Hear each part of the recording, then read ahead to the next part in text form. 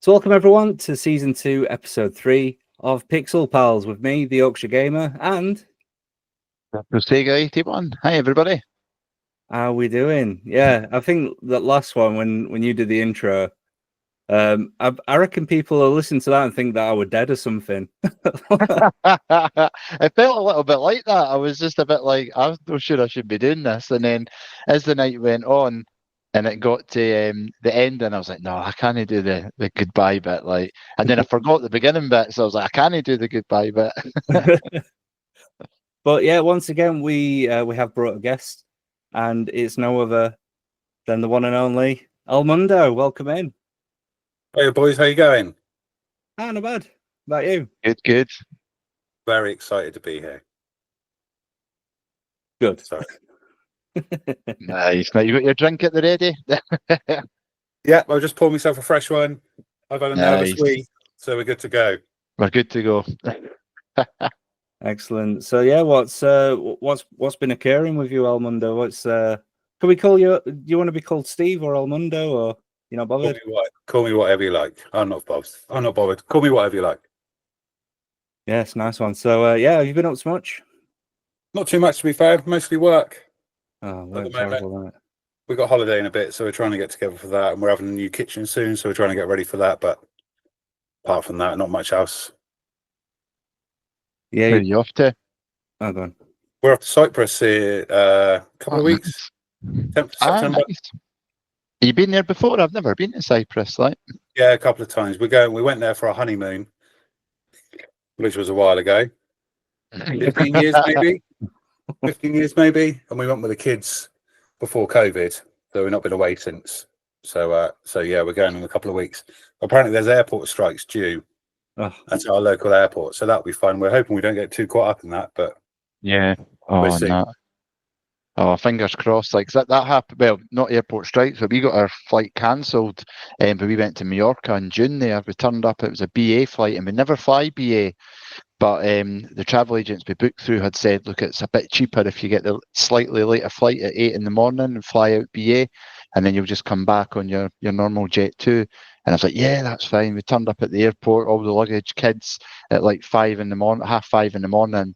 They pulled us out the queue and basically told us the flight had been cancelled and we should have been notified like the day before, which obviously we hadn't been. So had to wait at Edinburgh, get a flight from Edinburgh to Dublin at 12 o'clock, and then 3 and a bit hours, 4 hours in Dublin to then fly from there to Mallorca. So we arrived, instead of arriving at like 3, we arrived at like 9:30 at night, and it was like, it was a nightmare. But the kids were brilliant, thankfully, because it was just that as soon as they said the flight had been cancelled, I was like, oh no. Yeah, But it's a nightmare, isn't it? All that rearranging, all that, you panic, don't you? I don't know what number do you call? Who do we speak to? You know what I mean? Kids are getting grumpy. They're excited to go on holiday. Yeah, I'm hoping we get away with it, but we'll see. Yeah, I'm sure you'll be fine. We will. Are you taking kids as well? Yeah, kids coming, unfortunately. One day, mate, you'll be you at Missus and you'll be like, what do we do? Yeah, exactly. Where are the kids? We should have brought them, yeah. But no, they're all excited, so hopefully it all goes well. Well, I've noticed that you've been doing like loads of lives, and like your lives, they're so engaging, and you get so many people in.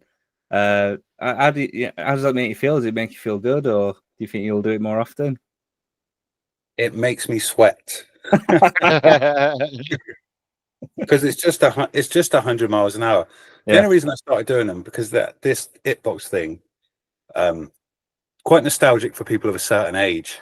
Which is obviously that's kind of where we live, isn't it? And and the nostalgia stuff. So it seems to have gone well. People seem to enjoy it. It seems to get that niche nostalgia hit because I've not seen anyone else doing it on TikTok.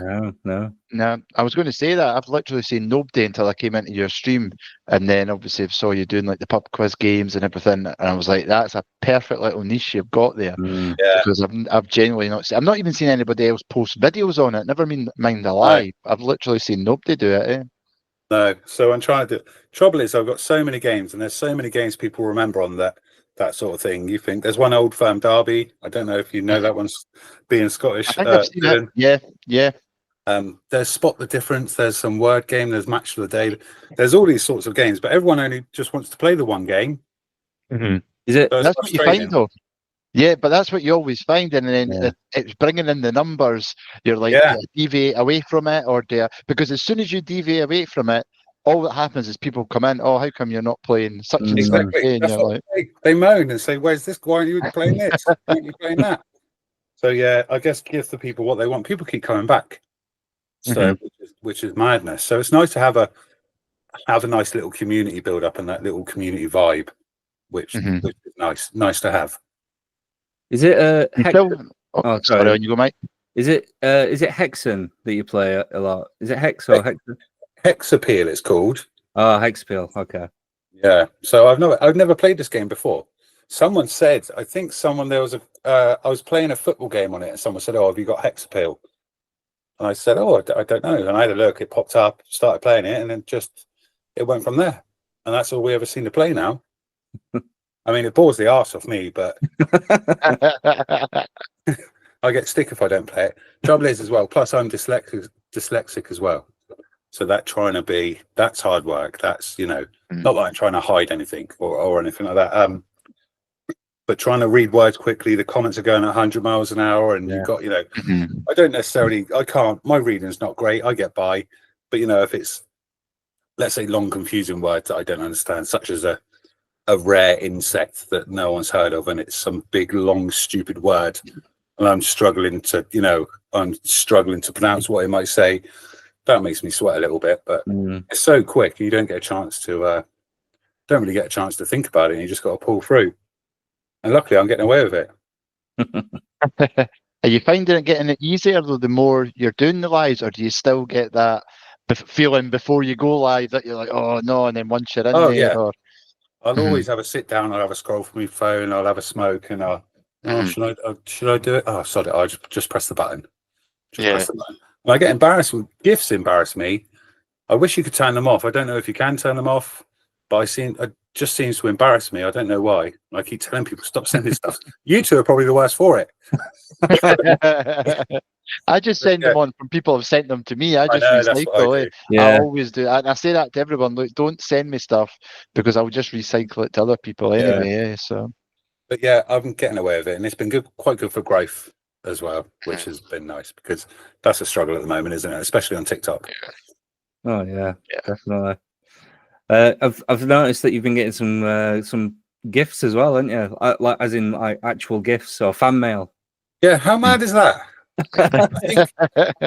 I only really call it fan mail for people to hopefully rile people up. Obviously it's not fan mail. These are just people, and a lot of people just say, "Hey mate, I've got a couple of bits lying about.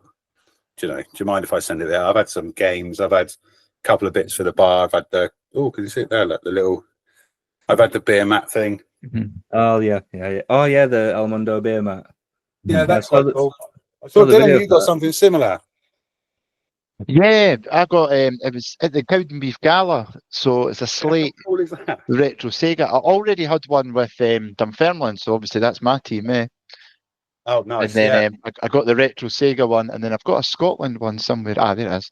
So I got the Scotland one as well. So I just thought they were pretty cool. I feel left out, so I'm going to show you my Mario one. There you go. I've got them somewhere, Mike. I swear. My wife got me some for Christmas sometime. I definitely got them somewhere. But yeah, it's strange, isn't it? People keep saying, "Can I send you this? Can I send you that?" Weird. I don't know if you guys get that. Maybe you're on a little bit of a higher level than what I am. But yeah, it's strange, isn't it? Yeah, I used to get it with games, like especially when I was. I notice it when you stream a lot. It's when you seem to get it, and I used to get people message me and be like, "Oh, I've got a stack of PS2 games. Can I send you them?" And I'm like, "Look, honestly, don't send me them." I think I was always a bit wary of giving people my address anyway. I don't have like a PO box or anything like that. But I was like, "Look, if you want me to tell you how much they're worth or that, I'll tell you, and then go to CEX or get money for them." I was like, "Honestly, don't send them to me."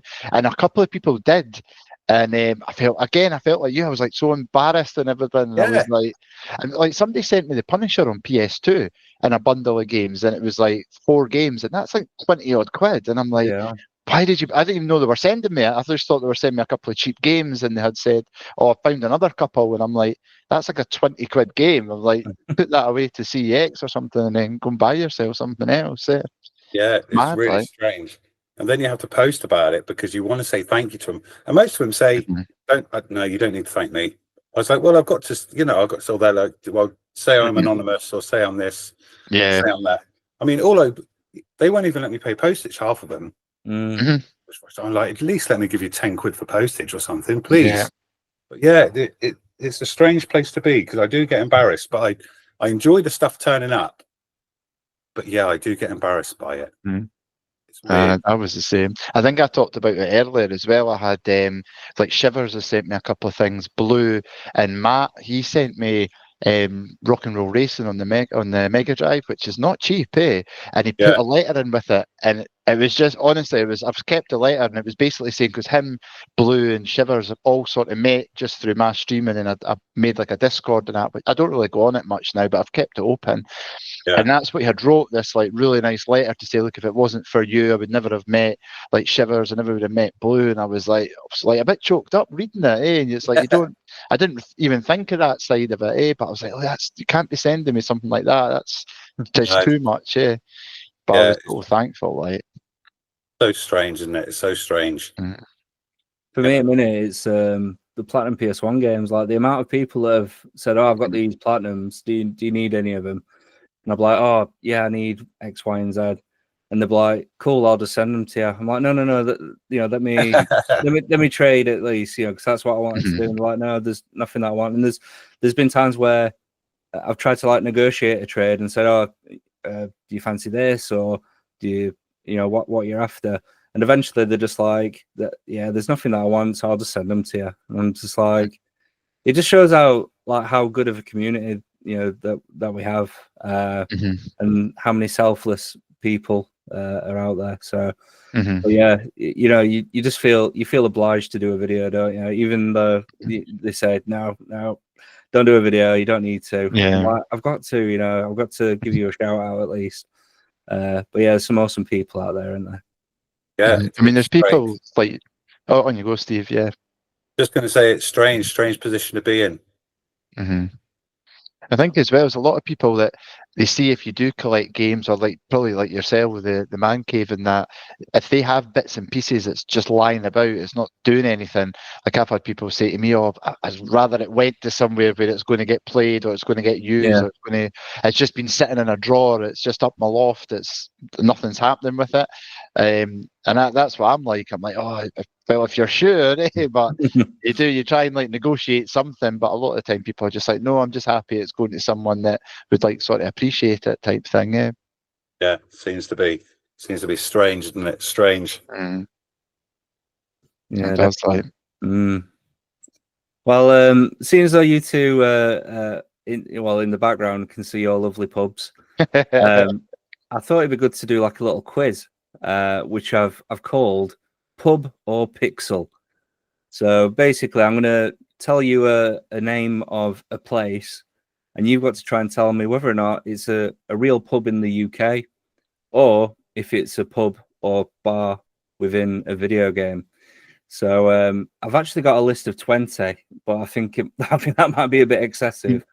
But we need a pen and paper.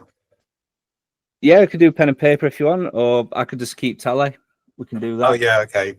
We'll let you do the work. my thinking here as well is, for an extra bonus point, now you've mentioned that, is if by chance either me or Steve have actually been in one of these pubs, if it is obviously a British one, I think we should get more points. By some miracle, you never know. Or even a game tavern. Yeah, that's true. Yeah.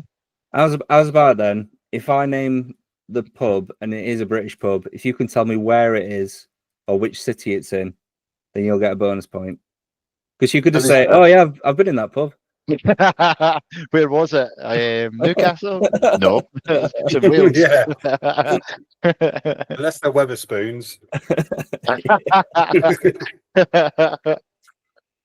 Right. Yeah. So yeah, what we'll do then, we'll take it in turns, and let's see. Should we do? We'll do 5 each for now, and then if you both leveling, we'll just go to sudden death, like penalties. It's good to me. Yeah, so Steve, since you're our guest, you get to go first. Hey, go on then. Right, so the first pub is called the Green Dragon. Is that that's got to be an actual pub. Actual pub? Any guess as to where that might be? If it is an actual pub? Wales. Wales. Okay.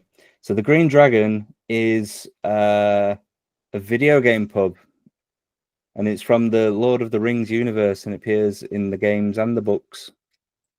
I never would have got that. I'm not into my Lord of the Rings. Oh, you're not? What No. are you doing? I've seen the 3 movies, like the original ones, and I like them. I really like the Two Towers, but like the Hobbit thing and everything, I never really watched that. And then the games that came out on PS2 were good. Like was it the Two Towers and the Third Age or something it was called? Third something? Can't remember. Return of the King. There was another one as well, though, was there not? Like the Third Age yeah. or something it was called. But they were good, but yeah, I wasn't like mega. Like it's some people were like fanatic over it, but what about you? Did you watch it or that? Yeah, so I'm a massive fan of Lord of the Rings. I thought the Hobbit movies were good, but they seem to drag it out. Considering like the Hobbit book is really small compared to the Lord of the Rings trilogy, they seem to stretch it out quite a lot. Right, Dylan, I'll give you your first question. Sorry, Mike. Can I just butt in? Yeah, Apologies. Sure. Do you know what? There is a Green Dragon pub 5 minutes away from my work. Is there? No way. Yeah. Just having a quick Google. Show it on the screen, and I'll give you a point. Have you been in it? I've not been in it. Oh, that would have been a bonus point. Oh, you can't see. I mean, yeah, I can see it. Green Dragon. Look at that. No way. I'll give you the point then, Steve. To be fair, these will probably all be pubs, won't they? You'd have thought if you Google them.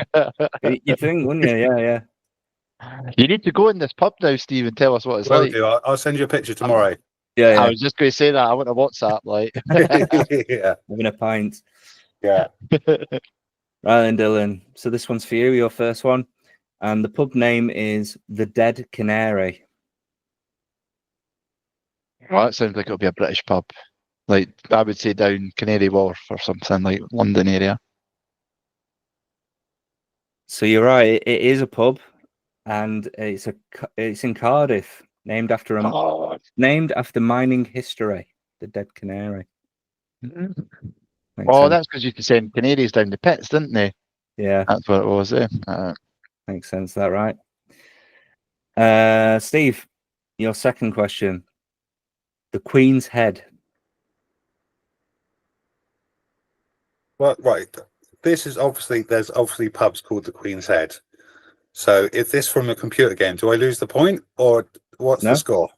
Okay, go on. I'm going. It's an actual normal pub. You would be correct. Yep. So it's a classic British pub name. Many exist across the UK. So that was an easy one. Yeah, thank you. I'm going to say there can't just be one pub called that.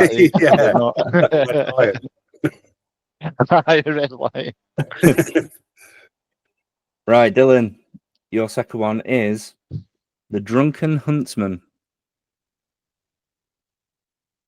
I'm going to say that's a computer game. And I'm going to say something like Oblivion or something like that, like a RPG type game. Computer game. So you're right, it is a video game pub. And you were close. It's from Skyrim. Oh. So the same kind of universe, but wrong. Yeah, that was close. Not too bad.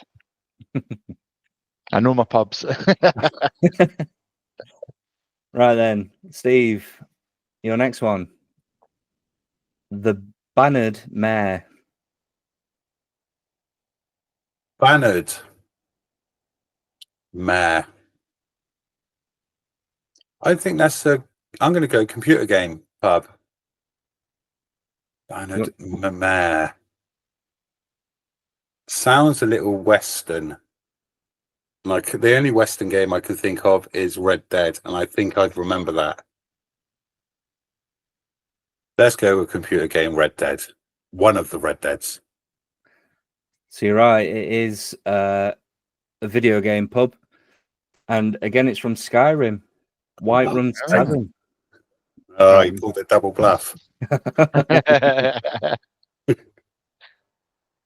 Right, Dylan, your third one.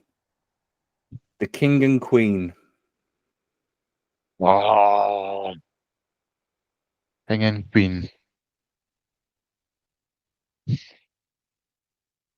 I'm going to say a British pub, so it's a actual pub.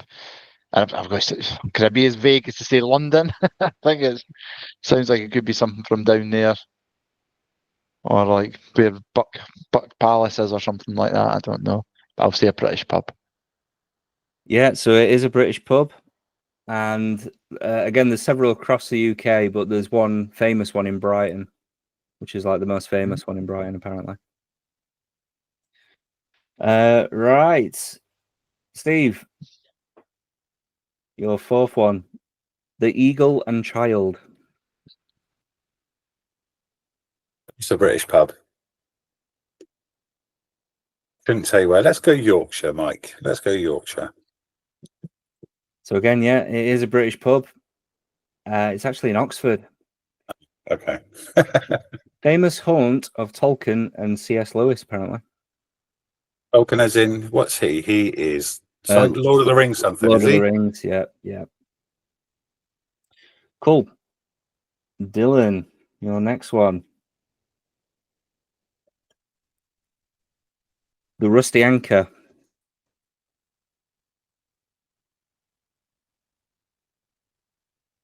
Yeah, I'd straight away say a British pub, but then I'm trying to think now. Rusty Anchor, is that going to be a game like, like Black Flag, Assassin's Creed Black Flag, or something? I'm going to go out there and say a video game and say Assassin's Creed Black Flag. So it is a video game pub, and it's from Monkey Island 2. Oh. You had the right idea, though, didn't you? It sounded quite coastal, quite the piratey kind. Yeah. That's what I was. I couldn't think of that other pirate game that came out more recently that everybody was playing. It's like the one that's got like crossbows on. Aye, that's it. Yeah, that's it. I couldn't. I've not played that yet, but I was like, I wonder if it was in something like that. Right, Steve, your fifth and final question. The Laughing Goblin.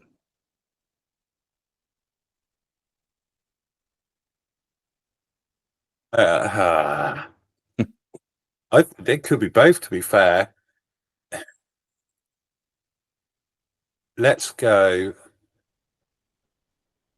British pub, because my brain wasn't working quick enough to think of a game other than Harry Potter that it might be in. So I'm going British pub. Do you want to guess where it might be? Let's go Midlands. So the Laughing Goblin is actually a video game pub, and it's in Baldur's Gate 2, apparently. Never would have got that. What's that give me? 4? That's it. Yeah, Google it. The Laughing Goblin pub. That's true. One by work. It's next door to Green Dragon. I've never played any of the Baldur's Gate games. They're seemingly meant to be pretty good, though. I think the third one's meant to be really good, but I think it's one of the games that's at least about 100 hours into it to finish it, and I just don't know if I've got the mindset to even start a game like that nowadays. Yeah, my son, he's got Baldur's Gate 3, and he compares it a lot to Dungeons and Dragons, where you can just do whatever you want, basically. Yeah, he's put loads of hours into it, literally hundreds of hours into it. I just don't have the time to do that anymore. I wish I did too, because I used to love playing like Fallout and all those ones where you could just get like even Skyrim and that as well, and Oblivion, but you could just get lost in it for hours. But Now it's like maybe an hour here, or at most maybe 2 hours there. So I'm like, you can't really do much in like 2 hours in the type of games, eh? Did Steve? Did you see if it was an actual pub? I did have a look. It's not. Ah, It's not apparently, according to Google. So good work. right then. So Dylan, currently, well, you're both 4 apiece. Oh, Steve answered 4 out of 5 correct, and this is your 5th question. So if you get this one right, you've won. So here we go. The pub is Ye Old Cheshire Cheese.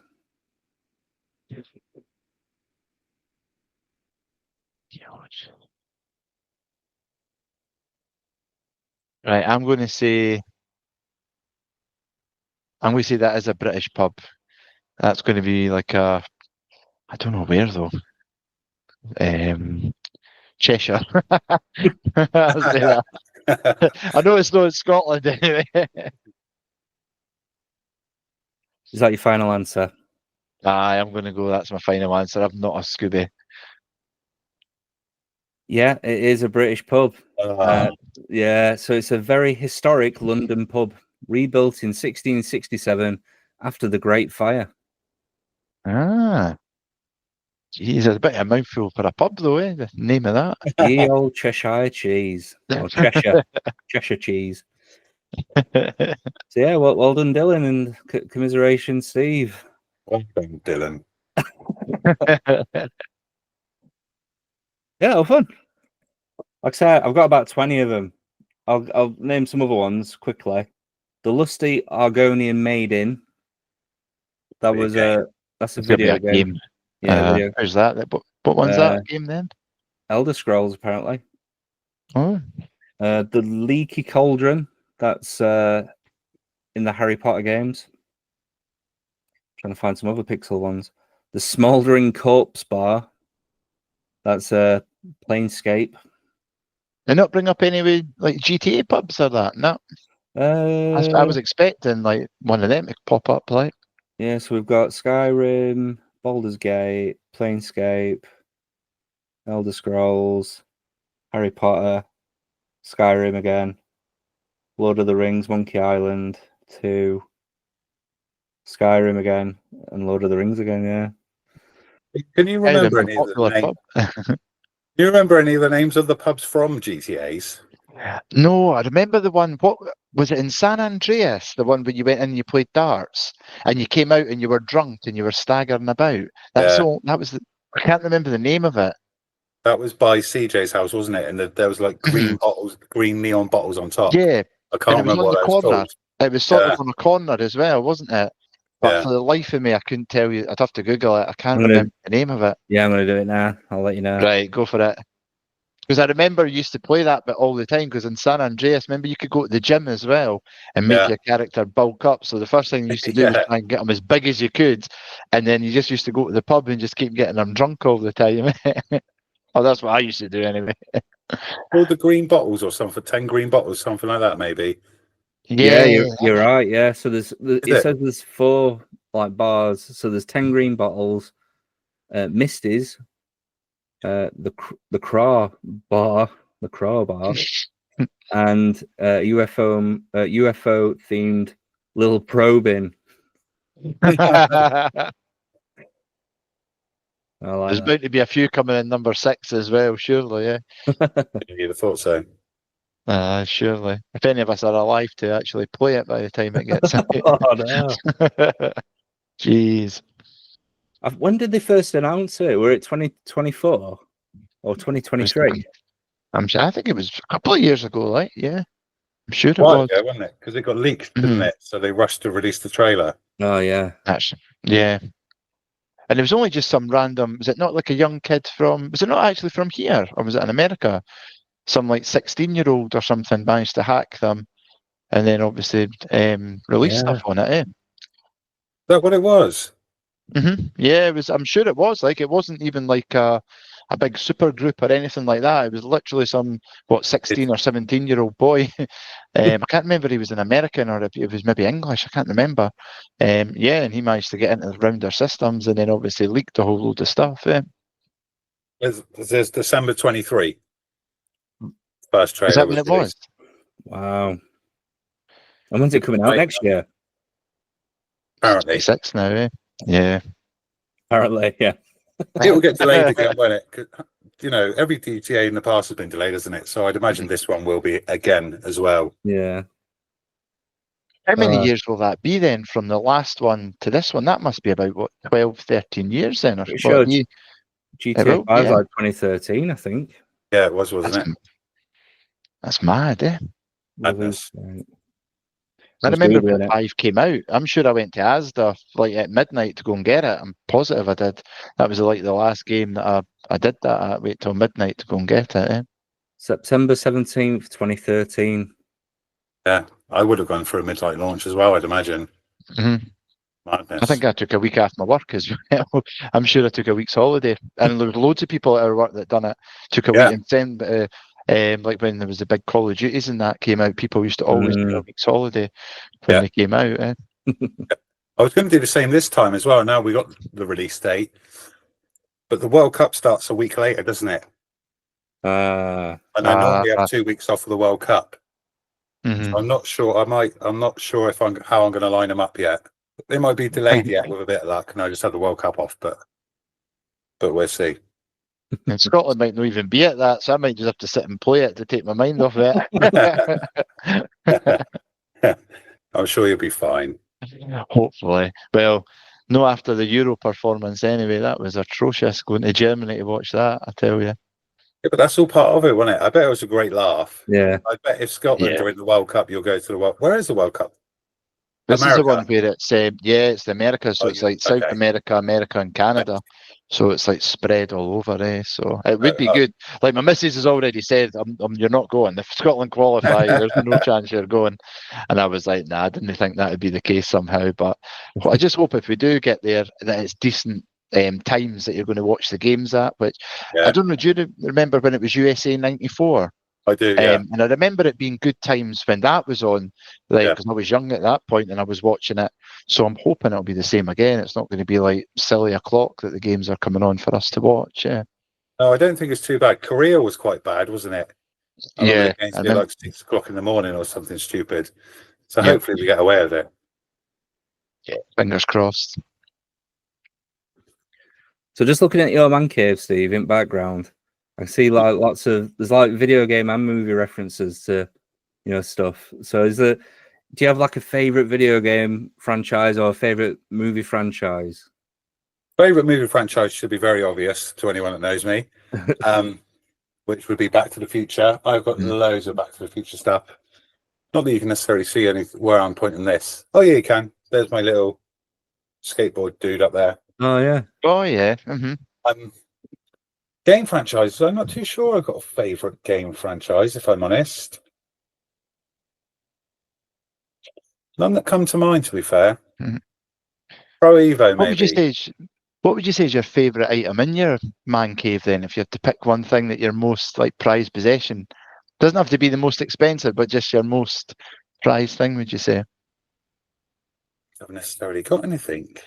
That's my one and only. Like, say, if there was a fire, what would you save? Mm-hmm. I don't think there is anything. Well, here's a question. What was the first thing you added to it? So when you created the man cave, what was the first thing that went in it? But the first, before it was a man cave, it was the arcade machine. Was it? Yeah. I had it. It was a fruit machine. It gave up. It died. It was so old. I got it on eBay for 20 quid and I had to go down to Weymouth to collect it with my mate. It worked for about a year and it gave up. I tried to take it to the tip 3 times and they said they wouldn't take it because it was commercial waste. Mm-hmm. I spoke to an electrician to try and get it fixed and it was ridiculous money to get it fixed.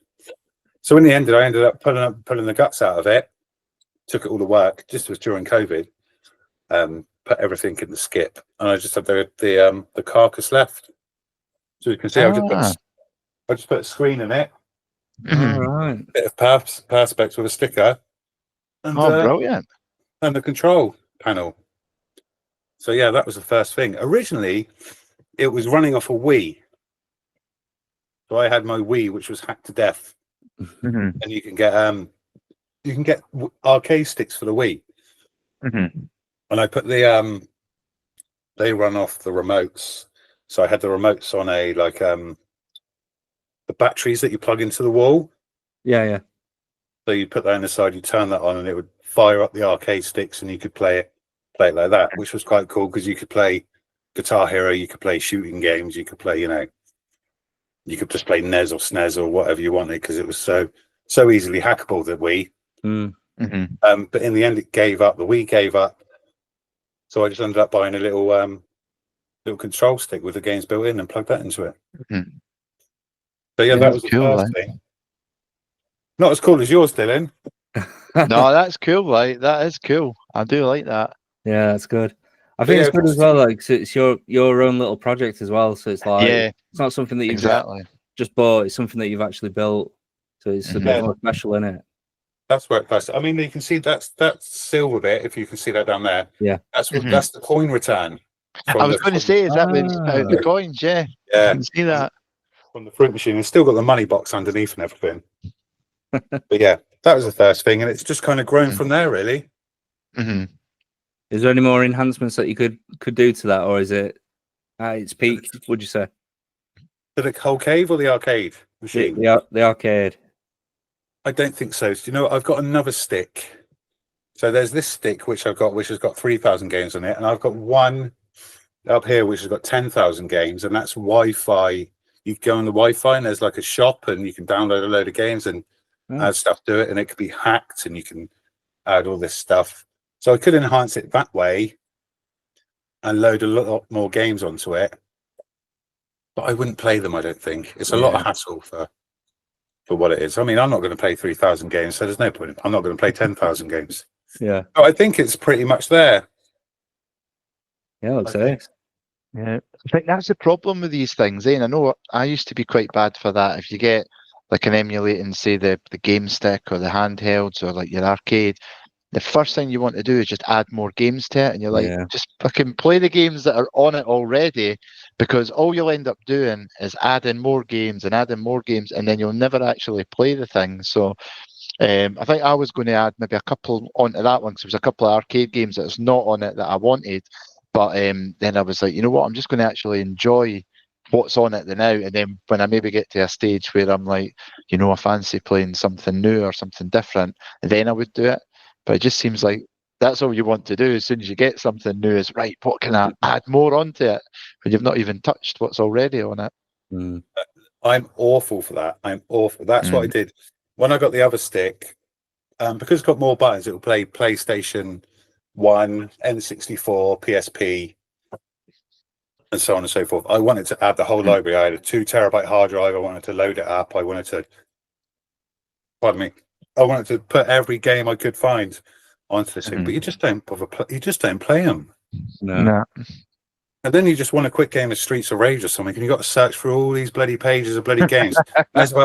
And as we know, if you look at the game sticks or emulation or whatever, there's about 9 versions of Streets of Rage. Yeah, you got to try and work out which one's the original one. It's not hacked. It's not got the Turtles. It's not got the Simpsons. And all. So I'm awful for that. I did the same on my pinball machine. As soon as I got it, before I even played it, I was like, right, how do I hack this? How do I add more to this? So yeah, I'm awful for that. Yeah, I'm the same. I try not to be now, but I definitely was before.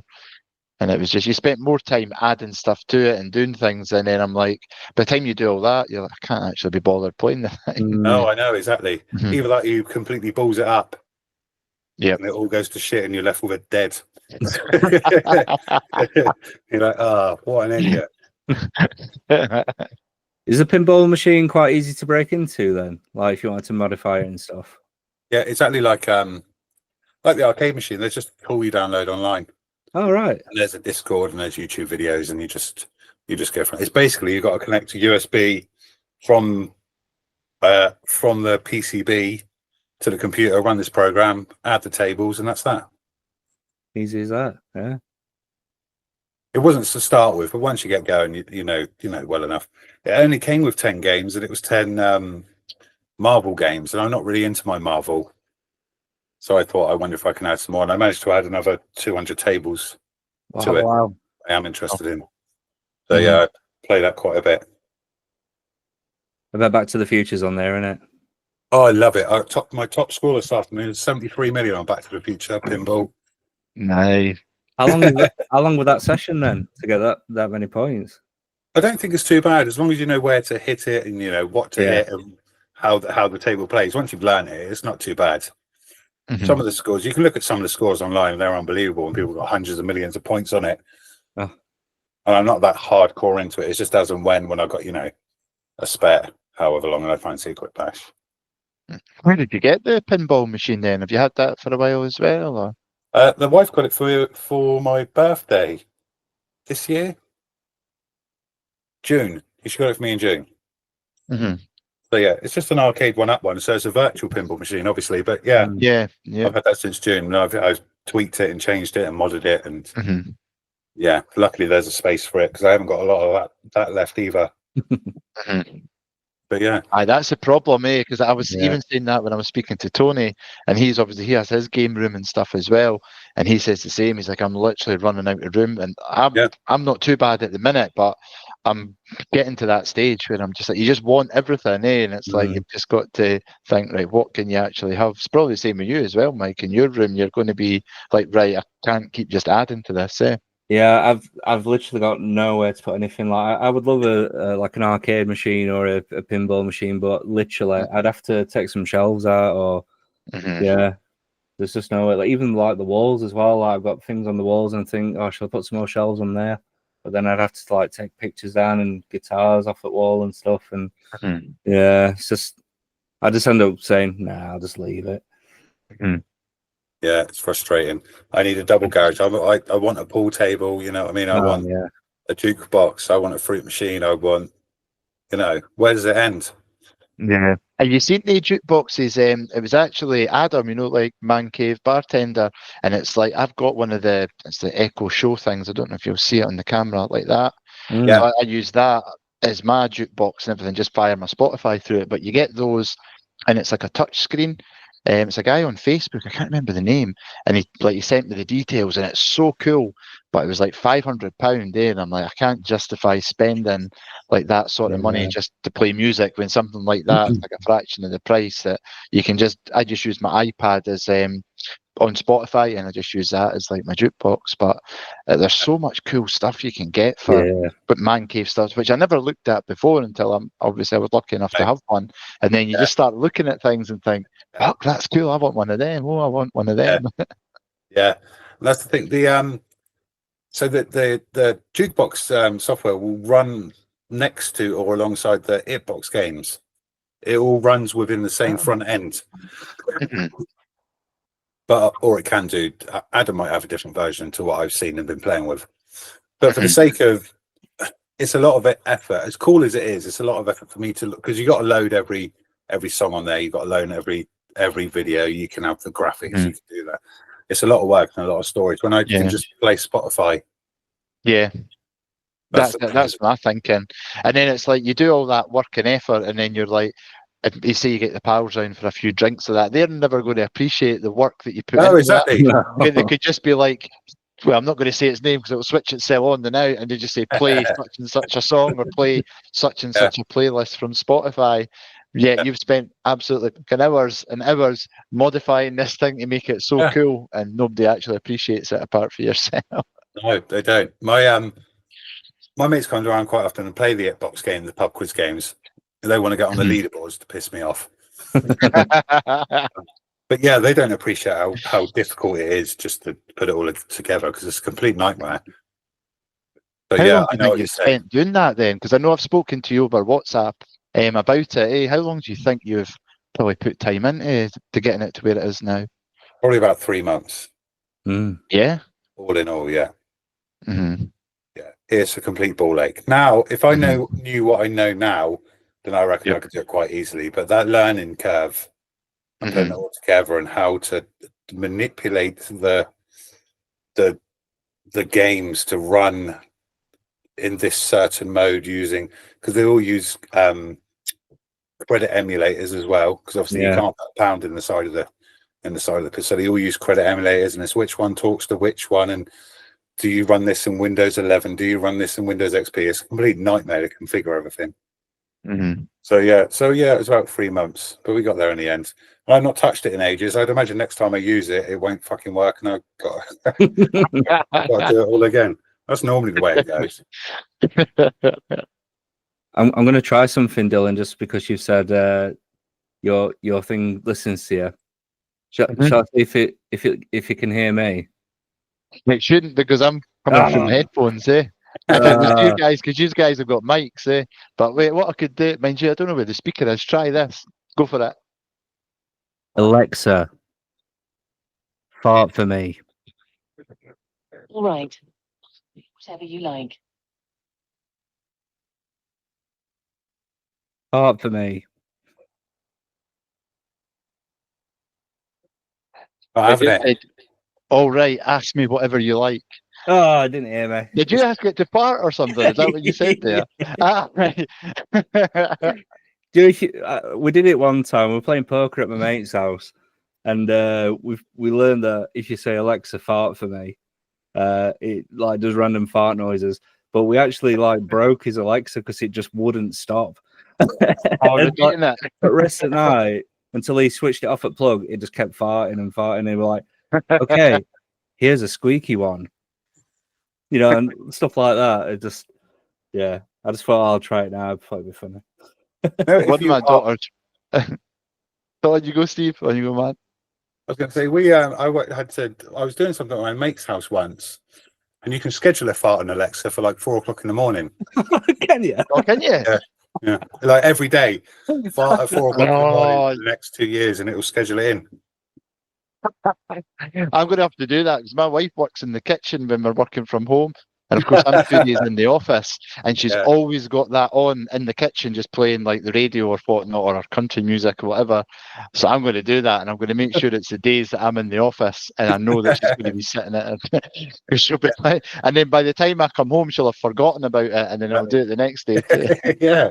Yeah. You know what? Now you mention it, I reckon somebody's done that to my wife's phone, just because. I remember one time, like we were laid in bed, it was probably about 2-3 o'clock in the morning. And you know, sometimes when you wake up and you just got to fart so bad, so you just like cock your leg up and you let one rip. I did that, and I like turned back over, and all I heard was beans from my missus's phone. And I'm half asleep, and I'm like, beans. But it were a man's voice, and I'm just like, who the fuck is that? And it keeps doing it every now and then. Like, we'll just be like, right, let's go to sleep now. And then after about half an hour, you'll just hear beans. So random. So I'm going to have to check that. Yeah. From a phone? Yeah, from a phone. How weird is that? Just beans. One of your kids must have told Siri to. It's weird. That reminds me of something else, just totally random here. I don't know if you guys ever used to do this, because obviously we're all roughly about the same age, but remember when mobile phones first sort of came out? So when we used to go out for drinks or that, people used to leave their mobile phone on the table and go for a pee or go out for a fag. Did you guys ever used to get their phones and change the language to like Spanish or something like that and then put it back down? That was one thing we used to do it all the time. If you left your phone, because there was no passwords or nothing like that, and that's what you would do. You'd go into the settings and change it to like Spanish or Chinese, and then put it back down. And they literally, when they came back, they're like, "Fuck, who's been at my phone?" And you would have to go into every page and every setting until you could find what the actual setting was to put it back to English. Did you guys never do that? No. I swear my Nokia had a PIN code. Did they not?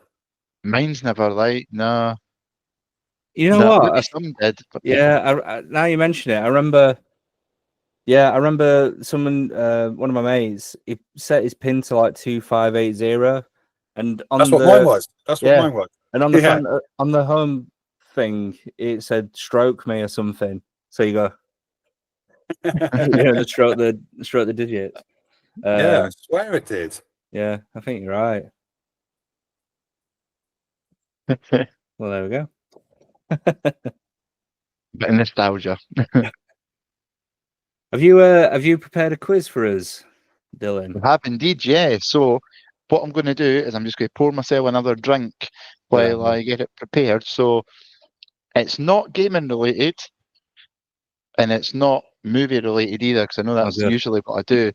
So because it's Elmundo that's on, it is actually drink related, the quiz. So because he's a man after my own heart. Due to, popular belief, I only really drink beer. Well, this is all beer. This is beer. Well, It's beer with a couple other things in it as well, but I would say it is technically all beer. You would drink all of these out of a pint glass anyway, shall we say? So Jägermeister. No. I think Elmundo's got this one. So I don't think so. So basically, what I've done, I've got 10 drinks. That basically, could you drink? Yeah, 10 drinks you would drink in a pint.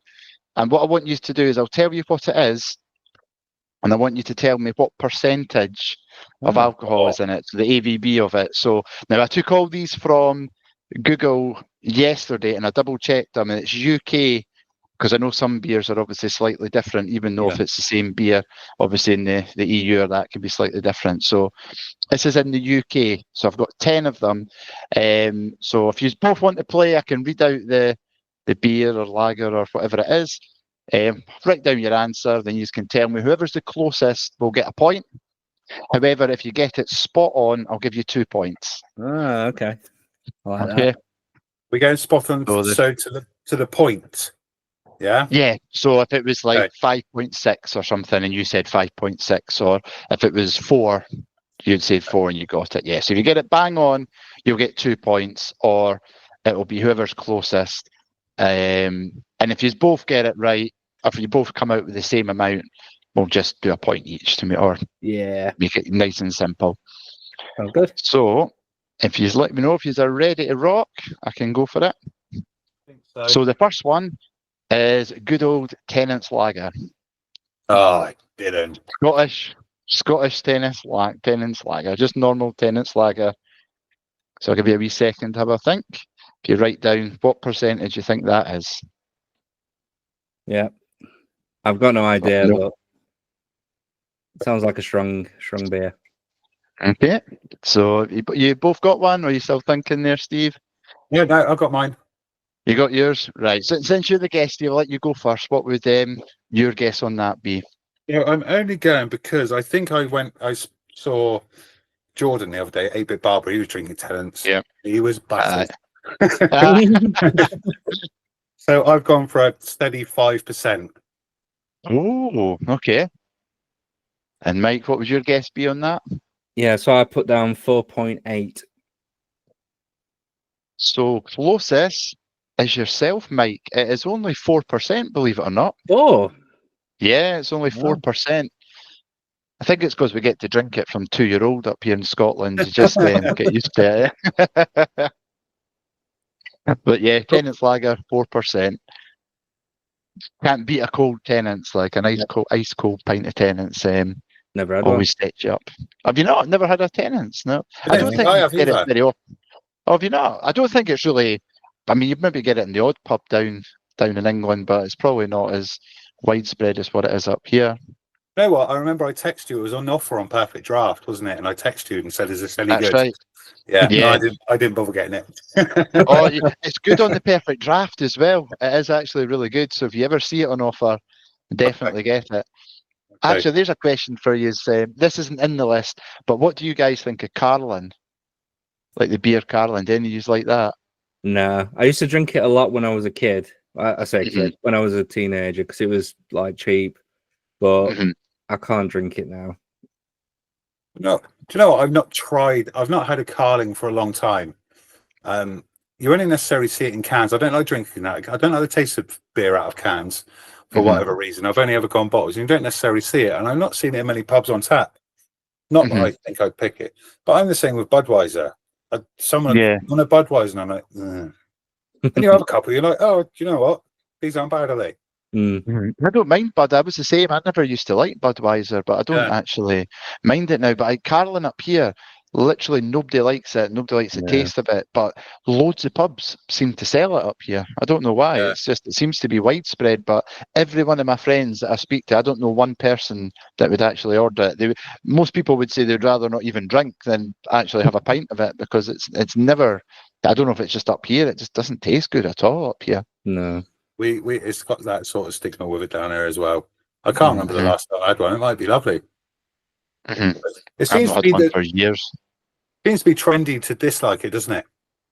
It used to, us up here used to say that it was Carlin that started COVID.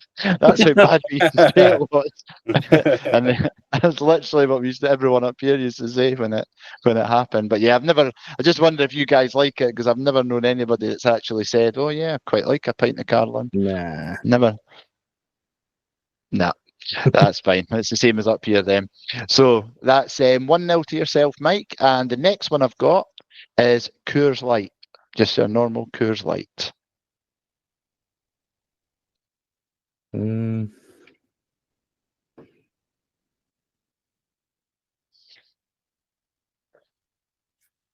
Yep.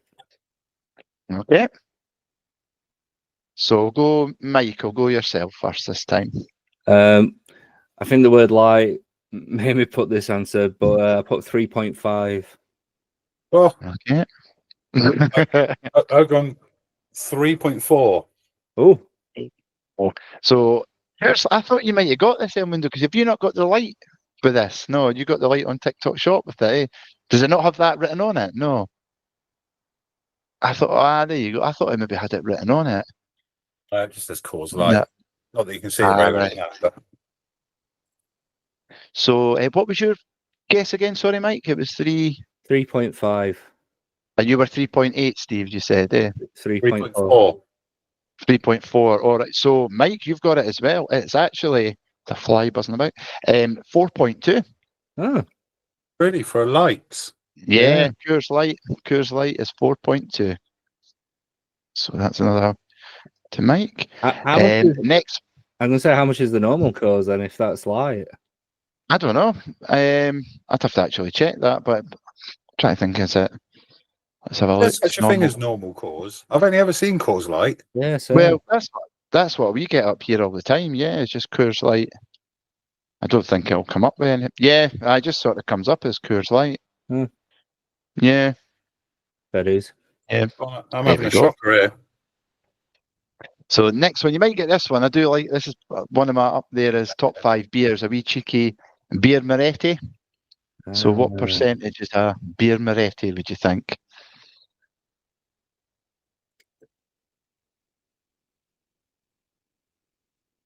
Yeah, got my answer. You got yours? Okay, we've got yourself, Steve, first. What do you think on that one? It is strong, Moretti, or either that or I can't handle it. I've gone 4.8. 4.8, okay. And yourself, Mike? Yeah, I wrote down 4.4. One of you has got it spot on. Oh. And it is Elmundo. Spot on. Yeah. 4.8. Yeah. Well done. So that is 2 points. That's put it right to a draw again. 2-2. Yeah, a draw. Well done, my man. I do like a beer Moretti. Oh, that's good. Like nice. I do, but it puts me on my arse. It is strong. You can't be drinking pints of that all night anyway. No chance. So next one I've got here is again another beer I quite like, especially if you're having a wee cheeky curry, is a Tiger beer. Oh, Tiger.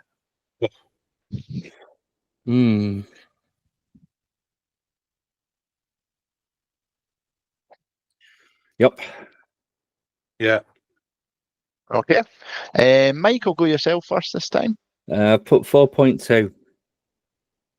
Okay. I've got 3.8. It's actually 4.8. So that was a bit of a cheeky one I put in there. So I had 2 of them back to back the same. Yeah, 4.8. Wow. Who got that? So that'll be Mike there, I think. You got that closest one there. Yeah. Okay, so here we go. Next one is Heineken.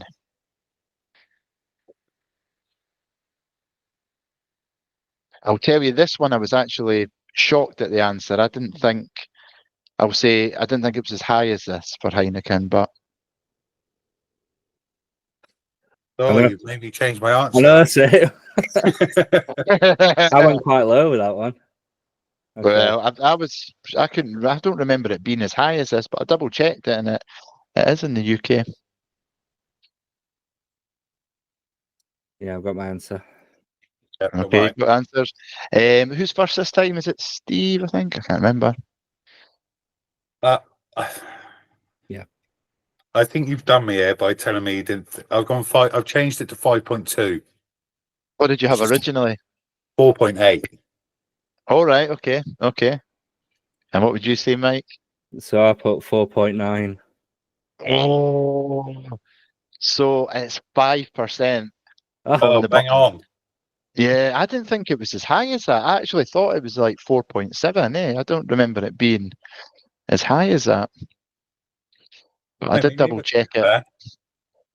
Because a lot of them, obviously, that were over 5% dropped under in the UK, obviously for the tax reasons, Yeah. But I think they must have went down and then they've crept themselves back up for whatever reason. Because I'm sure it wasn't always at 5%. But yeah, Stella did that, didn't 5%. they? Stella dropped down and there's been uproar, isn't there?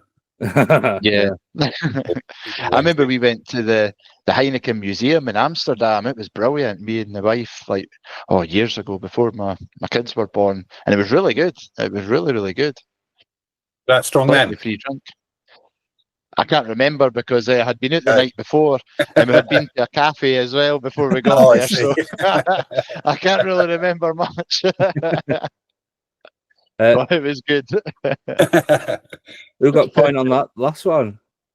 That was yourself because you're 4.9. I was wondering where it was going to go because Steve had said 5.2 and then 4.8 was his original, so he was either side of the answer I there. lost whatever happened. That's it. They might just snuck in there.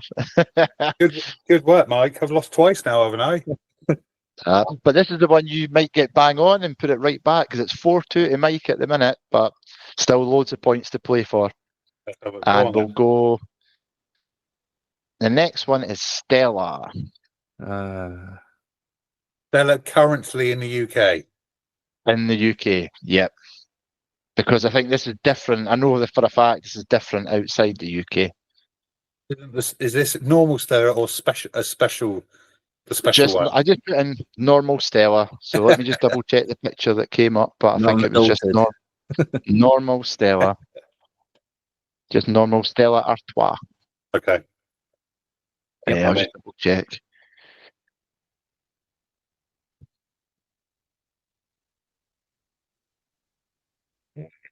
Yeah, just normal UK Stella. Okay, both got an answer, yep? Yep. Yeah. So I think, was it back to you, Mike, first? Is that right? Yeah, I think it is. Yeah, so I've put 4.8. Okay. 4.8. 4.8. So it's 4.6. That's what it's coming up as. That much. I thought it was 4.8 as well. Actually, wait a minute. Adjudication here. Because VAR. Oh, now wait a minute, because I went down. I'm going to have to give you a point each because it says between 4.6 now and 5.2, but in the UK it is mostly 4.8. So apologies. Okay. You both get a point for that. So actually, both get 2 points because it's bang on. It doesn't do me any favors, though, to be fair. It doesn't do me any favors.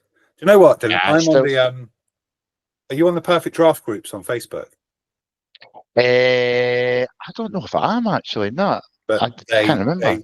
They really kicked off about them not being able to get the stronger Stella anymore. Oh, did they? Yeah, so that's how I knew it was. And that's why I wondered whether it was a special one because if you import this one and you use this website and this code, you can get this special stuff from Belgium. Oh, you get this price. Yeah. Yeah. Oh, I never knew that. Yeah. See, thing is, I don't know what about you, but when I've had Stella out the perfect draft, well, probably because it's the UK one, I've not been that impressed with it. I've had it once, and I didn't think it was, unless it was just a dodgy keg that I got, but I didn't think it was that great on the PD machine. I can't drink Stella, but it fills me up. It Mhm. fills me up and puts me to sleep. Mhm. I'll have a couple. I'm bloated and I'm tired, and Yeah. that's the end of that. So I don't necessarily drink it. I seem to go for a lighter beer. I like to drink lots rather than, if I have one and I'm fucked, then I'm not interested. I'd rather quite happily drink something light, like a Stella, like a Corona maybe, and I can just keep going and going and going like that, rather than hitting the strong stuff and being battered and acting like a twat. Do you never drink halves or anything then? No, you just like a lager beer man then? Yeah, just really a beer. I just drink bottles really, unless I've got something in the keg. I don't buy much on Perfect Draft unless there's an offer on Perfect Draft, because it's expensive in it for what it is. It is. It's fun. Because it never used to be. I didn't think it ever used to be as bad, or there was more offers when I first got my machine that you were getting like 2 kegs, get 1 free and stuff like that. Yeah. But they never seem to have any good offers now. Occasionally, but not very often. No, that's it. And we looked. The wife did the shopping this afternoon. She said, "Do you want anything in the shop?" And I said, "What beers are on offer?" And she said, "Oh, you can get 20 Budweisers for 12 quid." And you think, "Oh, okay, well that'll do then, won't it?" Yeah. There's no, what's the point of spending 40 quid on a keg from there? So, yeah. I mean, it's cheaper than if you were going to the pub, but what you get 11 pints out of it, probably 10 realistically. Yeah. But like you say, you can get 20 bottles of beer for a tenner. Then if you buy that, like £40 worth of that, then that's going to see you through a month easily. Exactly. By the time you've poured the first 3 and they're all froth, there's no point, is there? No, I know it is just a novelty thing. It's good to have, but I think I'm probably about 6 kegs a year, I would say I probably have, and that's even like with my pals having a drink with them as well. So yeah, exactly. And it's nice. It's nice at like Christmas and stuff, and then to have a few kegs and be able to use it when Yeah. But otherwise, to do it all the time, because you can subscribe, can't you? Is it like £70 a month, and you can get 3 kegs any time or something like that? Yeah. But that's only £30 for 70 quid, and all the beers out of stock. The ones you want's out of stock. Yeah, that's it. It's not worth the aggro. Nah, I totally agree. Then I think if you're having it all the time like that as well, it's not as much of a novelty, I find. No, that's it. And it's like another thing. If it's there, you're going to drink it. Definitely. Yeah. I've actually found myself drinking half pints of it now instead of full pints, because in my head it makes me think it's lasting longer, but it isn't. And it's just, I think to myself, if I'm only pouring half pints, you're going to the machine more than just filling pints. Yeah. The mindset thing. No, that's the problem. Right, we'll get the last 1, 2, 3. I've got 4 to go, so there's still enough points here for this to go anyway. And the next one, I probably am mispronouncing this because I always do, even though it's one of my favourite beers. Is it Ashi? What do you call it? Ashi? Asahi. Is that how you say it? Asahi. Yeah. Yes. So ASHI. What percentage is that? I really like a bottle of that as well. It's a Japanese beer, isn't it? It's really nice. Yeah. It's really nice. Like, especially like on a really hot day, if you got it nice and cold, like ice cold, so crisp in it. It's just like, Or if you're having even like a curry or that, or if something like that, honestly, it just goes down so nice. And like you say, especially if it's ice cold as well. Yeah, I've got an answer. Right, I got one. Okay, I'll go yourself, Steve, first. Go for it. I've lost track of who's first. I've got a steady 4.4. Okay, good guess. Yourself, Mike? I put 4.9. It's actually 5 on the button for that 5%. It is, yep. Oh, Mike, you smashed that. I've put myself to... How embarrassing. You can still bring it back. Oh, you got more? The full Was that- time. Oh Yeah, yeah, but three three more. more. 3 more to go. Oh, right. Sorry, So it's apologies. 10 in total. Yeah. So this one is a pint of Guinness. What would Guinness be? Now, I'm actually just going to check. Now, wait a minute, because that's weird, because the answer that Google gave me when I'm looking at this Guinness can that I've got in front of me, it is actually different. But I wonder if that's because it's the, must be because it's the NitroSurge one is slightly different. So I'm going to go by what Google told me. Okay. Yep. Let me know if you got your answer. Yep. Okay, Mike, I'll let you go first this time. So I've put 3.8. All right, okay. Oh, And well, Steve, I've gone 5. 5. Yeah. No, it's 4.2. Oh, really? 4.2 for Guinness. Yeah. Although my can actually does say 4.1 for some reason. You probably not see it, but No, yeah. Yeah. checking online, it does say 4.2. Mm. Oh, there we go. So that's put Mike. That's put you on 8, and Steve on 4. So Oh, that is for the terrible. draw, you need to get these next two bang on. What? Do I need to sacrifice the man cave to Mike if I lose? I'll come and move in. Yeah. You need to send Mike your pinball machine, and that's it. We'll call it even.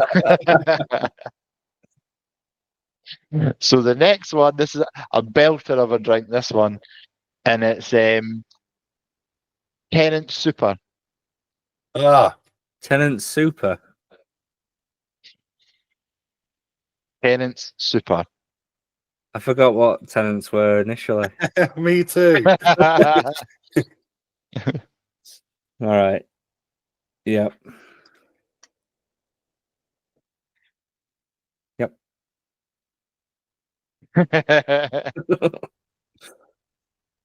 So let me know when you've got an answer. I got an answer. Yeah, same. I've got an answer. So once I've got the answers for this, I'll tell you a little bit of very strange trivia on this. But I'll go, Steve. I'll get your answer first. I'm not sure if I'm correct, so I might be cheating a little bit where I've got these wrote down. I couldn't remember if Tellens was the first question or the second question. I think it was the first one. Wasn't it? Yeah, it was the first Thank one. you, Yeah. So I'm going, if it's super, I'm assuming it's higher than the normal stuff. So Mhm. the normal one is 4%. Super, I'm going 4.8. All right. Okay. Okay. And what about yourself, Mike?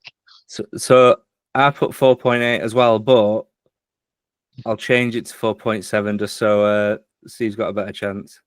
Oh. Right. So it is actually, believe it or not, 7.5. Fucking hell.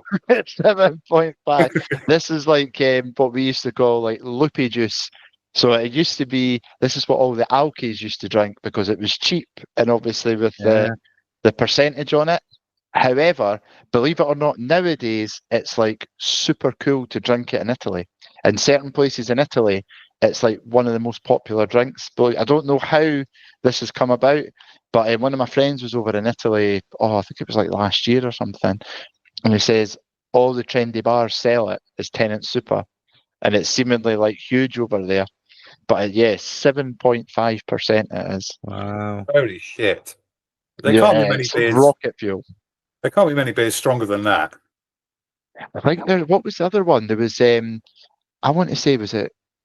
Oh, was it Tennant's Export? Was another one. Let me just double check because we used to have one that was Export as well. Something Export. I can't remember what it was, and it was really high in price and AVB as well. There was two of them. I can't for the life of me think of the other one, but yeah, this Tennant Super was basically that's what it was renowned for. People that were like just wanted to get absolutely hammered and that they would buy that because it was cheap and it was obviously such a high percentage. I've tried it once and it's rough. Like you could not drink a lot of that. Wow. It was White It's Lightning strong. on my day. Yeah, I remember that as well. Yeah, White 2020. Lightning. Yeah, 2020. That's like up here as well as obviously Buckfast. I don't know if any of you boys have tried that Scottish staple. No, never had that either. We must have had Buckfast before. Oh no, I'm thinking Bucks Fizz. Yeah. Oh, it's very different to that. Buckfast. Is it? It's funny though because it's a tonic wine. I think it's actually brewed by monks in, is it Devon or something? But it's like obviously it's a drink that ever since I was a kid, like all the young teens drink and everything, and even now, people that were young kids drinking it underage are still drinking it now at my age because they've just drank it all their days. But yeah, it's a tonic wine that I'm sure it's Devon or something. It's brewed by monks, and that's 100% true. And then it comes up here and it just sells like crazy up here. I never knew there were monks in Devon. I'll have to check. Maybe it's not Devon. Let's have a look. I'll have to check. But Imagine. it's something. Aren't they an Asian thing? Let's have a look. I'll tell you the now where it's made. I'm sure it is. Yeah, there you go. Buckfast wine is made in Buckfast Abbey in Devon, England. The Benedict monks at the Abbey have been producing it since 1920. Bloody hell! Well, there you go. There you go. They have, yeah. And it's one of the most popular drinks in Scotland somehow. Wow. Caffeinated alcohol drink. It's like a Goodness. tonic. It's like it's hard to describe it. It's like a tonic. It's quite a thick sort of consistency to it, and it's like we have it in the fridge. So like up here, people drink it out the fridge, but it's strong. See, I've had some people have a bottle of that and then go out like up the town or whatever, Yeah. and that just sends you on your merry way. But yeah, if you had say you had 2 bottles of that, that's a night you'll never remember, basically. Out the moon. I'll get some in. Get some in. I'll send you a bottle. I'll send you a bottle Thanks. to try it. That's what I'll do. Christmas. There we go. Christmas Day. Perfect. So I've got one more. This fly is doing my head in. One more, and this is one of the strongest beers that's out there. So that's a bit of a clue for you. And it's, hopefully I'm pronouncing it right, is it Brewmeister Snake Venom, it's called. Brewmeister Snake Venom. Brewmeister Snake Venom. Don't think I've ever heard of it. What percentage do you think that is? Okay. And believe it or not, it's actually a Scottish beer as well. And it's one of the highest percentage beers you can get. Is this worth the same points, or is it worth 5 points with it being the last one? Or If you get it bang on, I don't think you'll get it bang on, but if you do get it bang on, I'll give you the amount of points that the AVB is. There we go. If you were to get it bang on, so you'd be basically winning. But I'll see how close you get to how many points I'll give you. If you get super close, if you get within, I don't want to say because it might give you too much of a clue, but right. I'll see.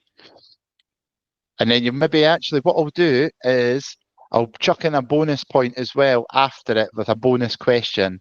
And whoever gets the closest to that as well, let's see if I can make it a bit more interesting. So I'll go for the percentage first. Yeah, I've got an answer. Okay, you got one, Steve? Got one, yeah. Right, okay, I'll go. Right, since you're in the lead, Mike, I'll go you first. What's your answer? So I put 5.9. Okay. We can't have that. You're giving it to me. You're trying to be too polite. Why is it stronger? Well, Try to put the zero in. Extra was 7.9. It's one of his strongest beers. Let's go 9.5. These are way off. It's 67.5% For a beer. for a beer. Brewmeister Snake Venom. So it's 67.5. So because you are both so far out, I'm not even going to give you the points for that. I don't think. Well, mind you, I'll give it to Steve because he needed the points. That's put you up to 6 and 8. You. So what I'm going to say is the last point here is worth, whoever gets the closest is going to be worth 10 points. So this is a take it or win it. Okay. And I want you to tell me, now I'm looking on the first website that you can buy it from, which is drinksupermarket.com. How much do they charge for one bottle, which is a 330ml bottle? How much do they charge for it? Just the price, not the postage and everything. I just want to know the price. Whoever's the closest will get 10 points. So it's kind of like a can like that, isn't it? That's like 330. Yeah, or it just looks like a normal bottle. So just like a normal bottle. In a bottle. Yeah, then. normal. Right. Yeah, so just like a normal bottle of like Corona or Beck's or whatever. So it's a 330ml. What is their price that they would charge you for one bottle of it? okay. Yeah, I'm ready. You ready? Right, okay. So I'll go again since you're in the lead, Mike. I'll let you go first. I put 45 quid. Okay. I might have gone a touch Steve? low. Oh, I've gone 16 quid. 16 quid.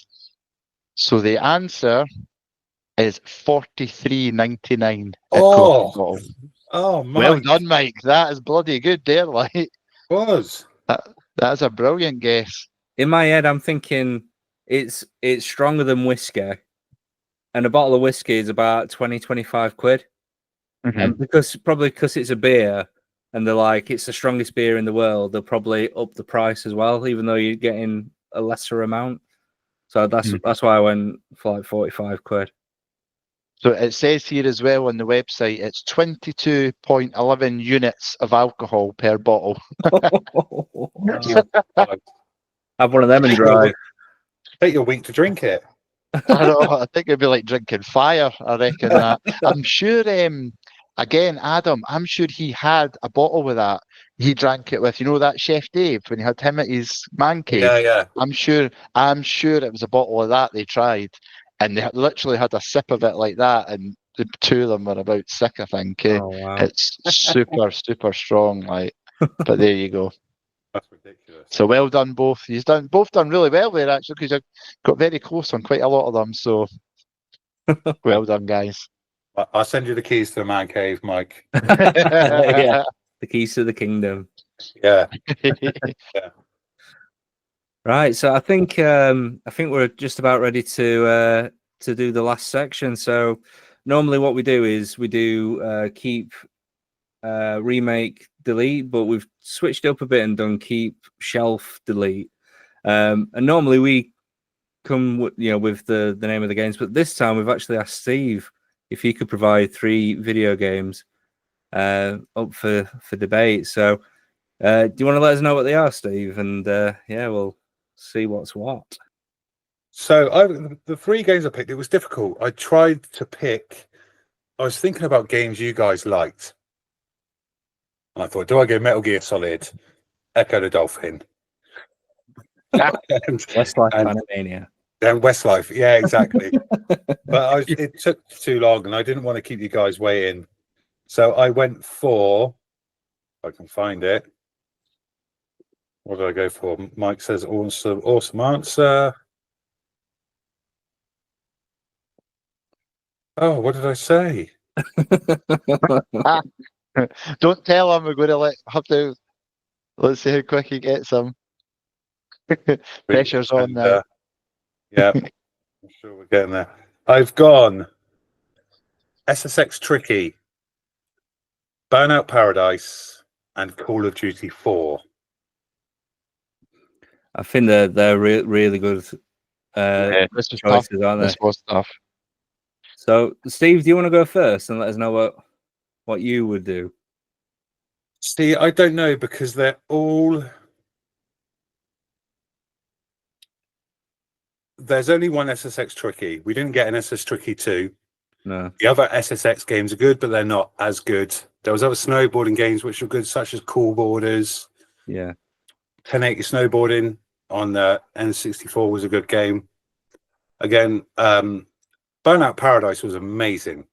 The whole open world thing, the online stuff. There wasn't another Burnout like it. There was other Burnouts, obviously. But they weren't necessarily the same. And we didn't get another one because they got moved to Need for Speed. Did the team get moved to Need for Speed or something like that? I think. Yeah, I think they did. Yeah. And COD 4, just the nostalgia for COD 4 and those times and being online with your mates, and it's. I know there were other COD games, but those times and just unreal. You can't get them back. No, That's the thing. It's not necessarily about the game or the gameplay. It's about those times with your friends, and everyone wants to be the higher prestige. And you get home from work and you've got to beat this guy's prestige, and he's beating you. He's had a day off. So it was difficult. I mean, I'd probably get rid of COD, as annoying as it is, because there are other CODs, and there was a Modern Warfare 2, and that was pretty good. Yeah. So I'd probably delete that. Again, Burnout Paradise. Is other racing games. I can't think of any off the top of my head where you get your takedowns and you've got and that sort of stuff. But there's so many racing games such as Forza and so on and so forth. Mm. So let's shelve Burnout, and we'll keep SSX tricky. Good choices, yeah. So yeah, for me it was kind of similar. So yeah, I decided to delete COD 4. And I think it's the same reason that you said there's other CODs out there. And COD 4 was good, but it probably wasn't my favorite out of the Call of Duties. I really liked Black Ops 1 and 2. Those like the ones that me and my mate, or Modern Warfare 2 as well. Those were like the ones that me and my mates just used to play religiously online. So I think I'd be okay with deleting COD 4. But slightly different to you, I would shelf SSX tricky. Yeah, it was really fun, but I think for me, Burnout Paradise just nips the bud just a tiny bit in terms of like gameplay. 'Cause, like you can have so much fun on it, can't you? And it was all like open world as well, and there's all like ramps and stuff that you could find and explore, and like hidden areas and stuff.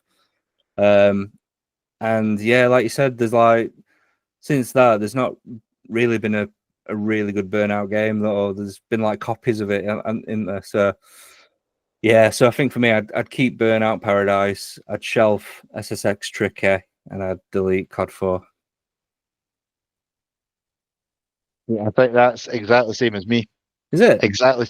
Yeah, but it was tough though, and because I really liked COD 4, and I remember because I actually just went back and reminded myself of some of the maps that was on it, and I'm like, oh, because I had forgotten about a couple of them as well, and that's when I was at that stage, the height of playing COD. I absolutely loved it. I don't play it at all now, not even Warzone, but I used to absolutely love it. But I think for the reason that you're saying there, Mike, there is maybe ones that were better and had better maps, that especially the early ones I really liked, because it just blew my mind, the online aspect of it, because I'd never ever played anything like that before, and just being with your pals, headset on, like it was just awesome, man. It was just awesome.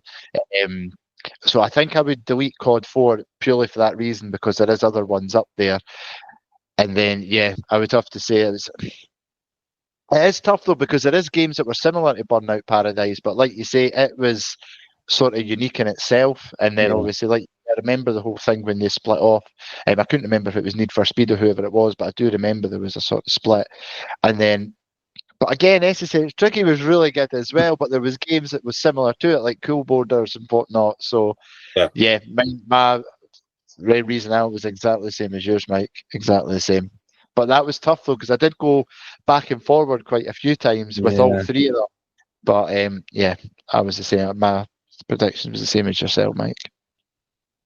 Yeah, I think initially I was going to delete SSX Trick. I don't know why I struggled to say that. I was going to delete that initially, and I thought I'll shelf COD 4. But yeah, there's something special about SSX Tricky, isn't there? So, like again, there's like these days, there's not really other snowboarding games. There's a game called Steep, but it's not the same. Yeah, there is. And isn't there a Sean? Is it Sean White? Was he snowboarding, skateboarding? Yeah, Sean. Yeah. Right. That one. Yeah, but Burnout Paradise was so good. It was amazing online. It was so well supported. Do you remember when he got the free motorbikes and and they give you another island. I can't remember what the island's called off the top of my head. And you can do the online challenges, and there'd be like 9 of you, and you've got to race to the top of the mountain or whatever it might be. It was just such a good laugh, such a good game, and it's a shame they tried to take that. Sean Palmer. Oh, there you go. Yeah, that's it. Pros. It's same people that made Tony Hawk's games, isn't it? Or it looks that way. I don't think I've played that. It looks Matt Hoffman as well, isn't it? Same. Yeah, that's it. Yeah, thing. yeah. Activision. But SSX Tricky was so good and so funny. It was a bit like it was kind of like a cross between Mario Kart and Road Rash on snowboards sort of deal, wasn't it? Yeah. Because that was so much fun. It's a shame that they closed EA Big, and we didn't get, because there was that motocross one as well, wasn't there? Which was similar. I can't remember what it was called off the top of my head. MX Superfly, maybe. Yeah, I think it was that one. Yeah. But yeah, there have been so many of these type of games that have just never been remastered. And like we were talking about it before, Mike, when you've got games that get remastered, like your Crash Bandicoots and the Tony Hawks and everything. And there is so many games like that people would be screaming for a remake, and they just don't even seem to get any rumours of one at all, eh? And like you say, I can't think of any like snowboarding games that are kicking about now. But I bet if you remastered that, you get the full nostalgia of like people our age and that wee bit younger that would definitely play them, eh? And then you can introduce a whole new online multiplayer set to it as well. Yeah, and have fun with that. It's annoying, like you say, because they seem to remaster the stuff we're not necessarily interested in. Yeah. Because not just Tony Hawk's, the nostalgia's there for Tony Hawk's. And I've played the latest one because it was on Game Pass for free. Yeah. It just doesn't feel the same. No. Like I say, they keep remastering bloody Crash Bandicoot and all these games, and we've all played them a million times. It's just those niche little ones that I like when you had Andy on and you asked about the Getaway, and the license is just sat there. Yeah. And you think, just bring it up to date. Look, keep it all the same. Just give it a little bit of polish. Maybe a little bit better than the old GTA Definitive Edition. Maybe. Yeah. Update the mechanics and what have you, and give everyone that again. And it would go, because that was such an amazing series. Yeah, I know. Or even give us the third one that was meant to come out that didn't come out, because there was the trailer and everything that got released for when they started working on the game, then they just shelved it. I'm like, surely somebody could pick that up, and if there was a rumor of the Getaway 3 coming out, people would well jump on that. I would 100% jump on that. Then that gives you the avenue to remake the first and second one, or release it as a triple pack or something that. You know what I mean? And that would be, how good would that be? I would absolutely think that would be amazing. But they just don't see. Same with like Simpsons Hit and Run. Like when I used to stream a lot of these games, people would screaming, "How's this never been remade?" LMA Manager. How has that never been touched again? Like going back, I've been playing like LMA Manager 2002, 2007, and then I just picked up the first one on PS1. It's fucking brilliant. It's so good. It's like, it's not overcomplicated. It's just nice, simple to play, effective. How has nobody thought to bring this into this world now, and even just have it with updated squads? Exact same game mechanic, but just update the squads to teams of this like 2025-26 season. Just do something like that. Have your DLC content that you can buy, I don't know, the 99-98 season, and from in 2000-2001 season, charge somebody a $5 for it or whatever. They'd make an absolute killing out of that. Yeah. That's the frustration, especially gaming today, because I said this to someone before, but they're not making games for me and you anymore. Everyone's chasing that Fortnite model, aren't they? Yep. I think you said it on Mars podcast. I'm sure that's when you were saying it. I said it. Yeah. But yeah, that's the problem, because there's so many games I want to see. Because I think you said on Mars podcast, actually, I see the both of you saying there's not a hell of a lot this generation. I know Jamie bit a little and said there was loads. but there's not necessarily, is there? And it's frustrating because there's so many games that I would like to play. For example, why hasn't there been a Back to the Future Lego trilogy game? Oh, that'd be awesome, wouldn't it? Because there's been But Back to the Future, they had the licenses out left, right, and centre. The Lego games were so good. The Lego Star. I'm not a Star Wars guy. I've never watched the Star Wars. I don't. I could say what Luke Skywalker and Yoda. That's about as far as my Star Wars knowledge goes. But those games, I played them to absolute death, and I had to go back through and I collect all the characters. It's so much fun, smashing everything about and unlocking everything. And just think, especially nowadays, if you're marketing Back to the Future to people of our age, of our generation, who have got adult money, I mean, I'd quite happily spend 50 quid on Back to the Future 1, another 50 quid on Back to the Future 2, and another 50 quid on Back to the Future 3. But everyone wants to release that next fortnight, and with your season passes and your new skins and your, you know, just frustrating. Just microtransactions, isn't it? Yeah, microtransactions, The same with FIFA and things as well. I mean, FIFA is literally the same game every year. It is the same game, just updated squads and maybe tweaks of pictures of people's faces if they've got a new haircut or that. But the game's exactly the same. They'll maybe introduce a little bit of different skills and things, but it's the same model, like you say, microtransactions, especially the Ultimate Team. That's what I used to love. But then it just got to the stage where it's whoever spends the most money is the ones that are going to play the best, because the week it came out, you got like the early pass, you got 3 days early, and you were literally playing against teams that were all gold. There was like special players and everything, and I'm like, they must have spent like hundreds opening packs building these amazing teams, and it just completely killed the fun of it. And it was like, nah, it's just, I've never went back to a FIFA for a good few years now, just because it pissed me off that much. Yeah, that's the problem. And I'm not much of an online gamer nowadays as well.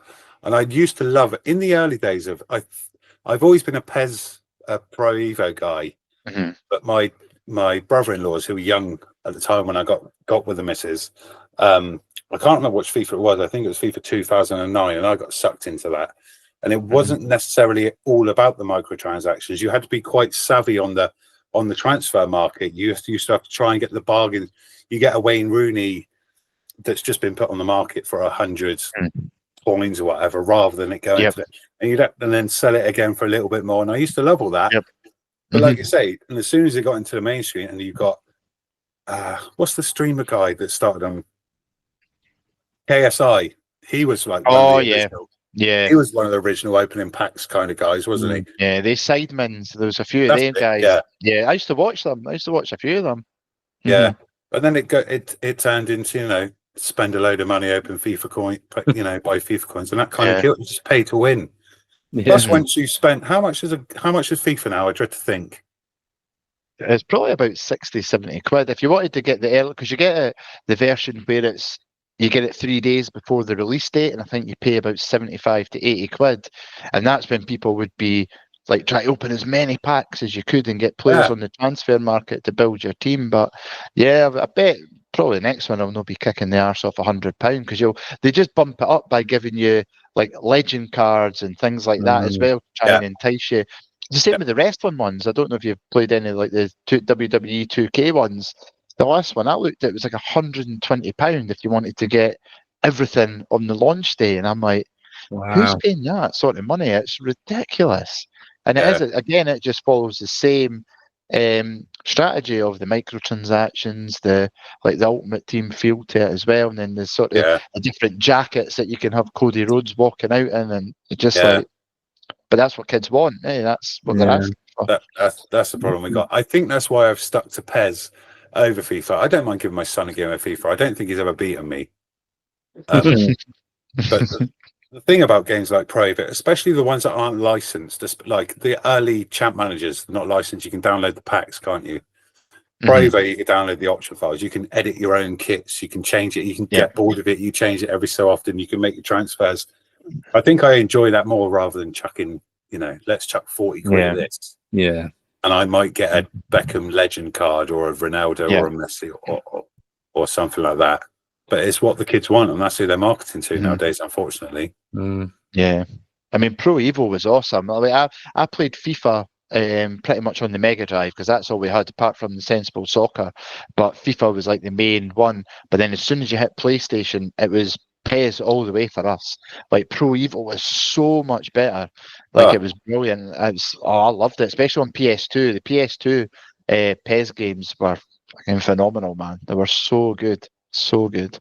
They were amazing. And then it hit once it hit PS3, it went to shit, didn't it? Pro Evo, really. I've never played a PS3. I know, of That's course when you I haven't. jumped to Sorry. Xbox. Sorry, That's when I jumped ship. I soon jump back though. Did you play PES on Xbox? I don't think I did. You know, I think that's when I became the other side and started playing FIFA. I don't think I did. No, I don't think I did play it on Xbox. The achievements weren't easy enough. Probably not. I used to be so bad. I remember buying games for like 15 quid that I knew was an easy 1,000 unlock achievements. I used to sit and do it because I got obsessed with it. Just doing it. It's probably quite similar, maybe with people that do like the platinum thing. I know, Mike, you love to do that as well, and it must be quite a bit of an addiction. Once you get a couple, you think I'm going to get the next one and get the next one. That's exactly what I was like with the achievements on Xbox. I was the same when it came out. I had an account with Love Film before Netflix bought them, and you could rent the games.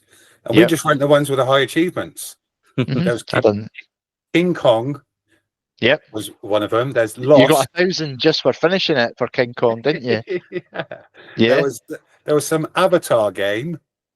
You had to do a combo. A combo at the beginning. You done it within 2 minutes, so then I sent the thing back to Love Film. So yeah, we were the same. Yeah, I was the same. So I'm a bit of an achievement chaser as well. I've not got your gamer score is quite good, isn't it, on Xbox, Dylan? Mine's was 100. The last time I looked at it, I think it was 103,000 or something. But again, that was all down to Love Film, and I think we talked about on the last podcast, Mike, was Play.com. I used to pick a lot of cheap games. I used to pick a lot of cheap games and DVDs from there, and it was literally the same thing. I would just smash the achievements, and then I would speak to some of my pals, and they were like, "Oh, I've got this shitty like Disney game or whatever," and I'm like, "Oh, that's got quite good achievements. Go and give me it." And I would blast it in a weekend and then just give it back to them. But and then there was one of my other friends, Dave, who did the same. So we were constantly competing against each other. And then I always remember as well, he then had kids. And he used to get his kids to play when he was at work and stuff to try and bump up his score to get ahead of me. Yeah, I used to do exactly the same. I can't be bothered nowadays. I think my gaming score is maybe 40,000. But it's not as mad as you. But you're like, that's definitely nostalgia, isn't it? There used to be a cheat, like a hack program as well. You could unlock all the achievements on certain games. Oh, was there? Yeah, it would only work with a certain amount of games, and you could you could hack the system. You'd have to plug the USB into the front of your Xbox or something, and then connect it to your computer, and it would read the memory system and all that, and you could unlock them and all that sort of stuff. I would have been all over that. I think you get banned for it. You might have got banned for it in the end once they worked it out. But yeah, I think I gave myself the 1,000 for was it Fallout 3 maybe?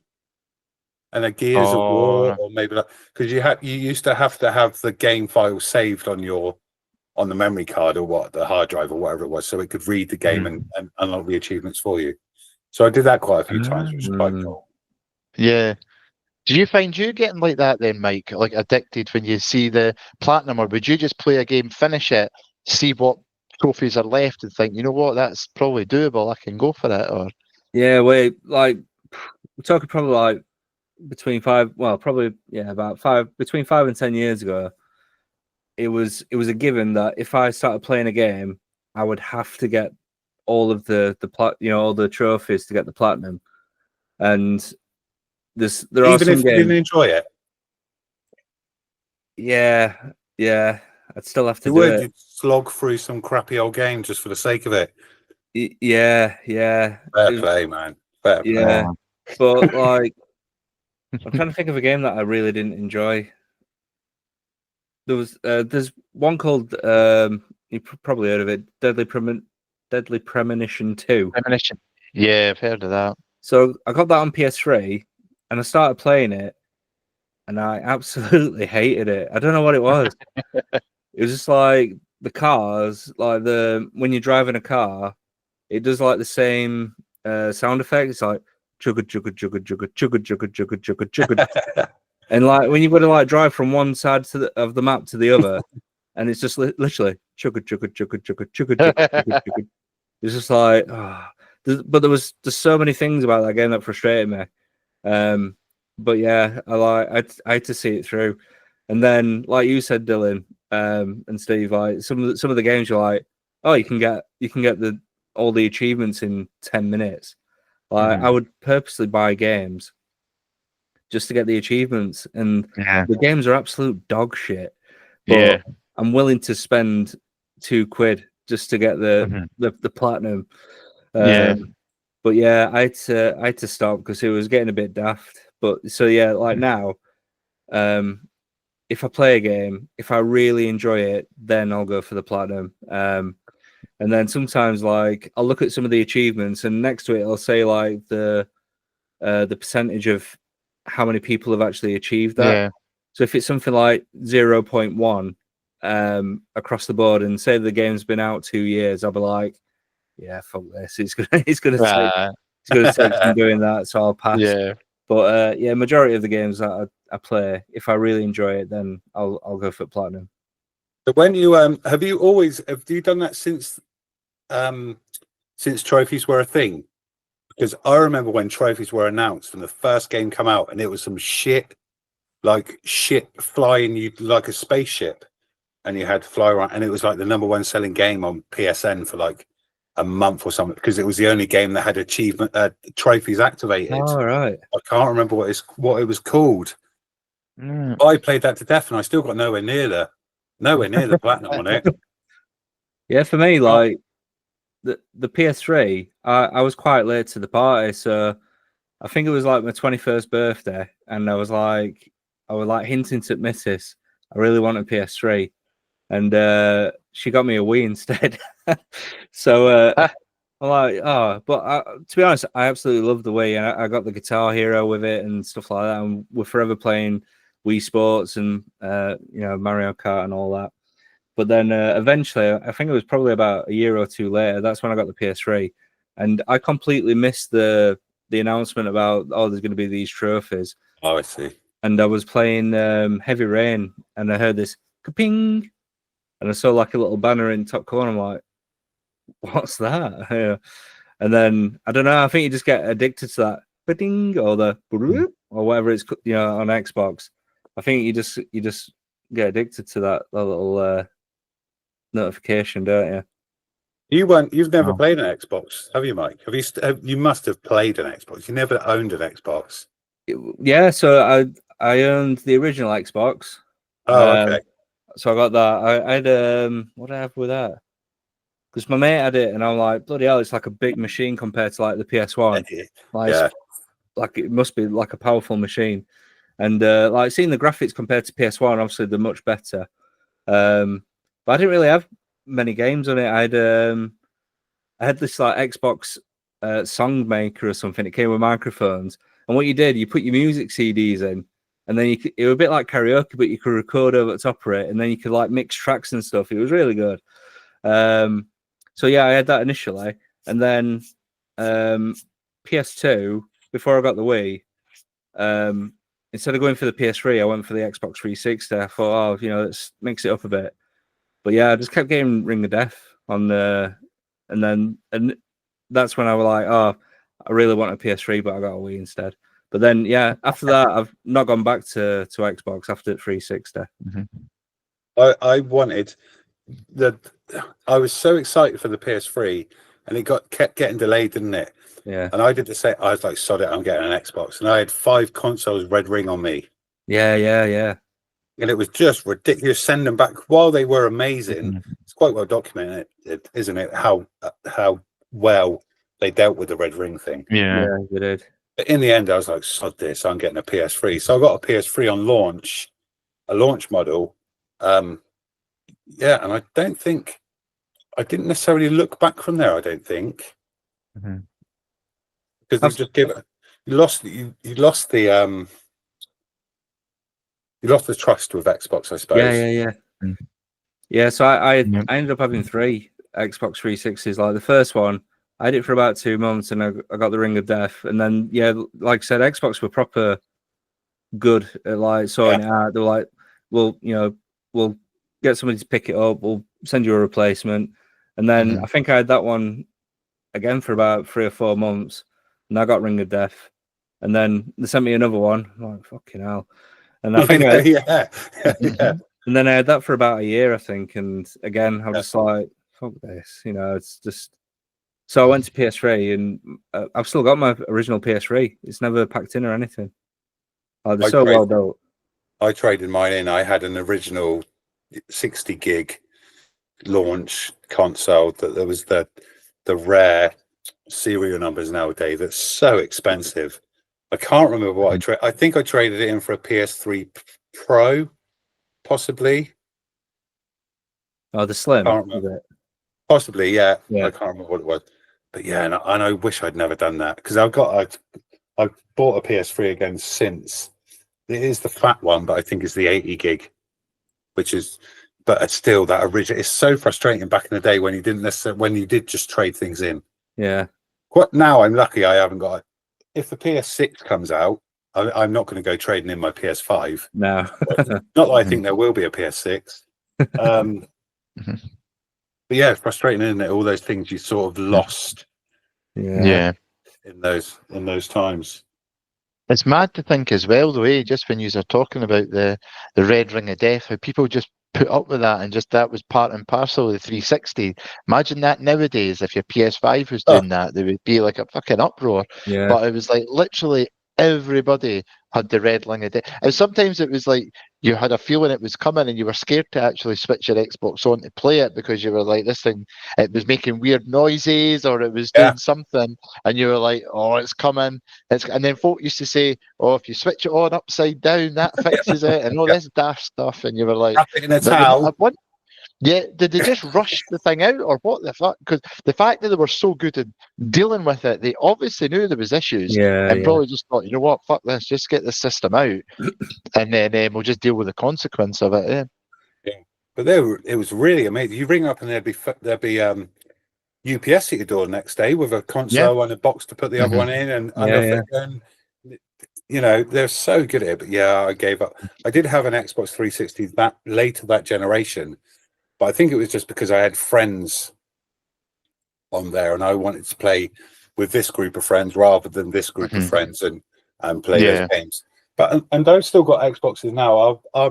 I'll buy both the consoles when they come out. So I've not got a Switch 2 yet, but I want the latest console. Not that I play them much. I can't remember the last time I turned the PS5 on. It's probably when I finished the Precinct. Is that the one? I'm still trying to work my way through that. I'm thinking about it. Yeah, I keep going back and forward to it, but I actually play it more on my PS Portal than I've not switched my actual PS5 on for months and months and months.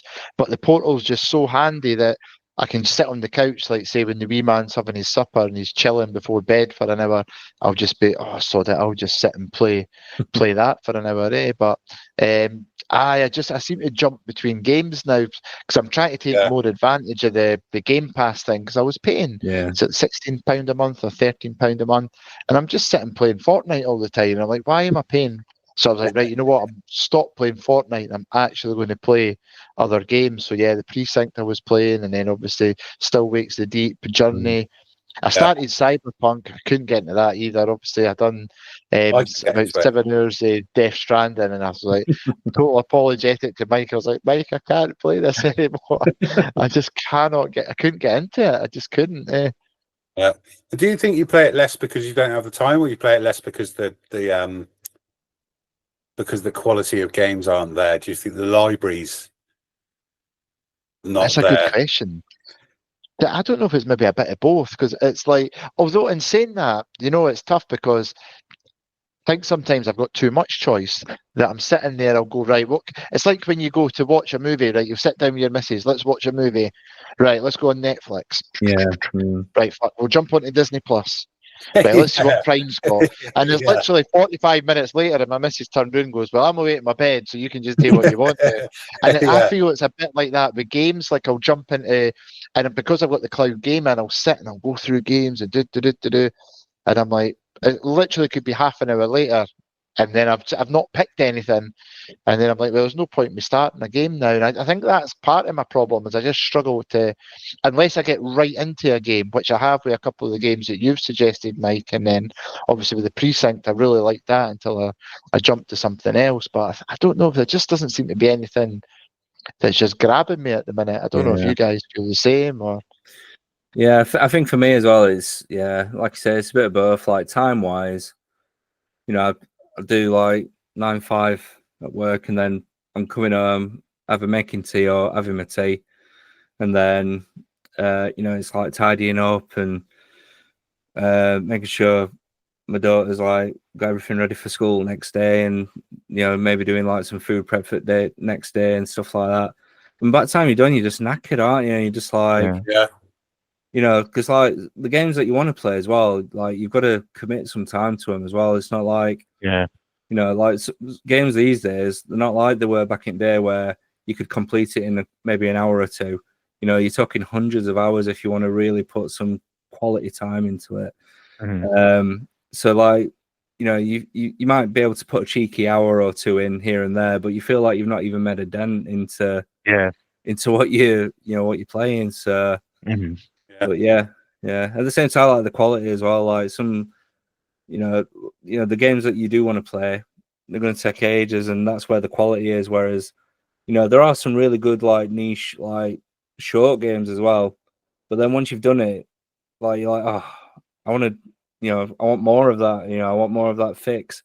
So before you know it, it's all over, and you're just trying to find the next game. Yeah. That's the problem. That's the struggle. I think I said to Marv as well.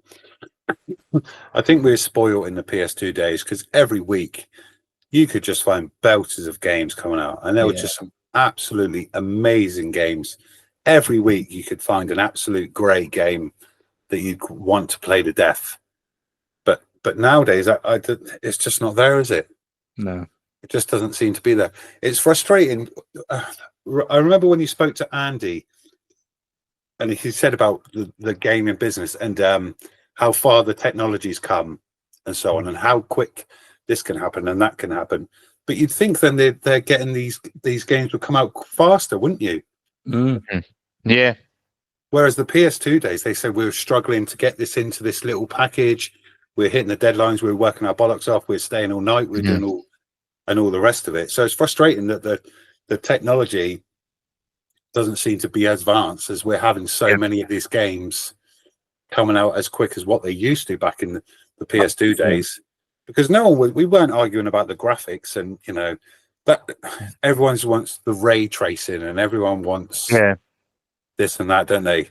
That I couldn't give a fuck how the water looks rolling off a leaf. Exactly. You know what I mean? It's like the attention to detail now. It's like a few people have said that as well. It's like trying to build a movie to make it look absolutely stunning. And it's like the gameplay, the actual game itself is sort of put to the side. How can we just make the best looking game? I think, again, Marv talked about that too. It's like just try and get the game looking as best as it can. But really, I don't really notice graphics and things too much on a game when I'm playing it. If I'm really enjoying the game, if it looks stunning and things, I'm going to say, oh, that looks pretty cool. But it doesn't really grab my attention. As long if the gameplay is good and it's a good game, it's got a half decent story, I'll get immersed in it. I don't care exactly like you say if I can see a water drip coming off a leaf or a tear in somebody's eye, perfect, or like any sweat because the person's been running, you can see sweat. Who cares about that? But it's like you just spend so much time on stuff like that that's probably that's the reason it's taken a while longer for games to come out. Plus, people are so fucking critical nowadays. Any little issue, folk are jumping on it. So it's like they're probably getting over tested to death before they release them because they don't want the backlash. But then there is still games getting released that are having to then get an update right at the back of them because people are finding so many glitches. Whereas, and again, Marv talked about it, some old games back in the day, the glitch was part of the game that you enjoyed because you're like, oh, have you done this where you walk into a wall and you get stuck and you can see through it? And that was part of the joy of trying to find things like that. Whereas now people would tear a game to shreds for something like that. Eh? Yeah, it's so frustrating. I just want the games. It hasn't. And my son, he's a PC. He's got both consoles and a PC, and he's all about the 120 FPS, and it's got to be this, and it's got to be that. I couldn't give a shit. Maybe that's because we grew up with 8-bit graphics. Yeah, and we were lucky with 8-bit when the Mega Drive come out and the NES come out. You think, holy shit, this is amazing. So maybe it's back to that, but yeah, it's definitely a shame we don't seem to get the quality definitely the quality of game. The product and the way it looks half the time is unbelievable, and you can stop sometimes in games, especially these massive ones. Let's say Horizon, maybe, and you think, holy shit, that looks unbelievable, doesn't it? Yeah, but it doesn't make the game any better or any worse because you've had that one scenic moment in a cutscene or or what have you. Yep. So true. It is. Well, I think I think it's time. I think it's time to say goodbye, unfortunately. But it's been great having you on, Steve, and had a bit of fun here and there. Would you mind just telling everyone where to find you, like on your socials? Well, thank you very much for having me. I didn't realise how much time had kicked on. No, I just looked at the time like, it's well past my bedtime. So yeah, should you want to find me, I am at Elmundo's Retro Cave on TikTok, mainly on TikTok. I don't understand why people follow me. It still baffles me to this day. But if you fancy it, that's where you can find me. Cheers, Steve. Anything from you, Dylan? No, just again, Steve, thanks for coming on.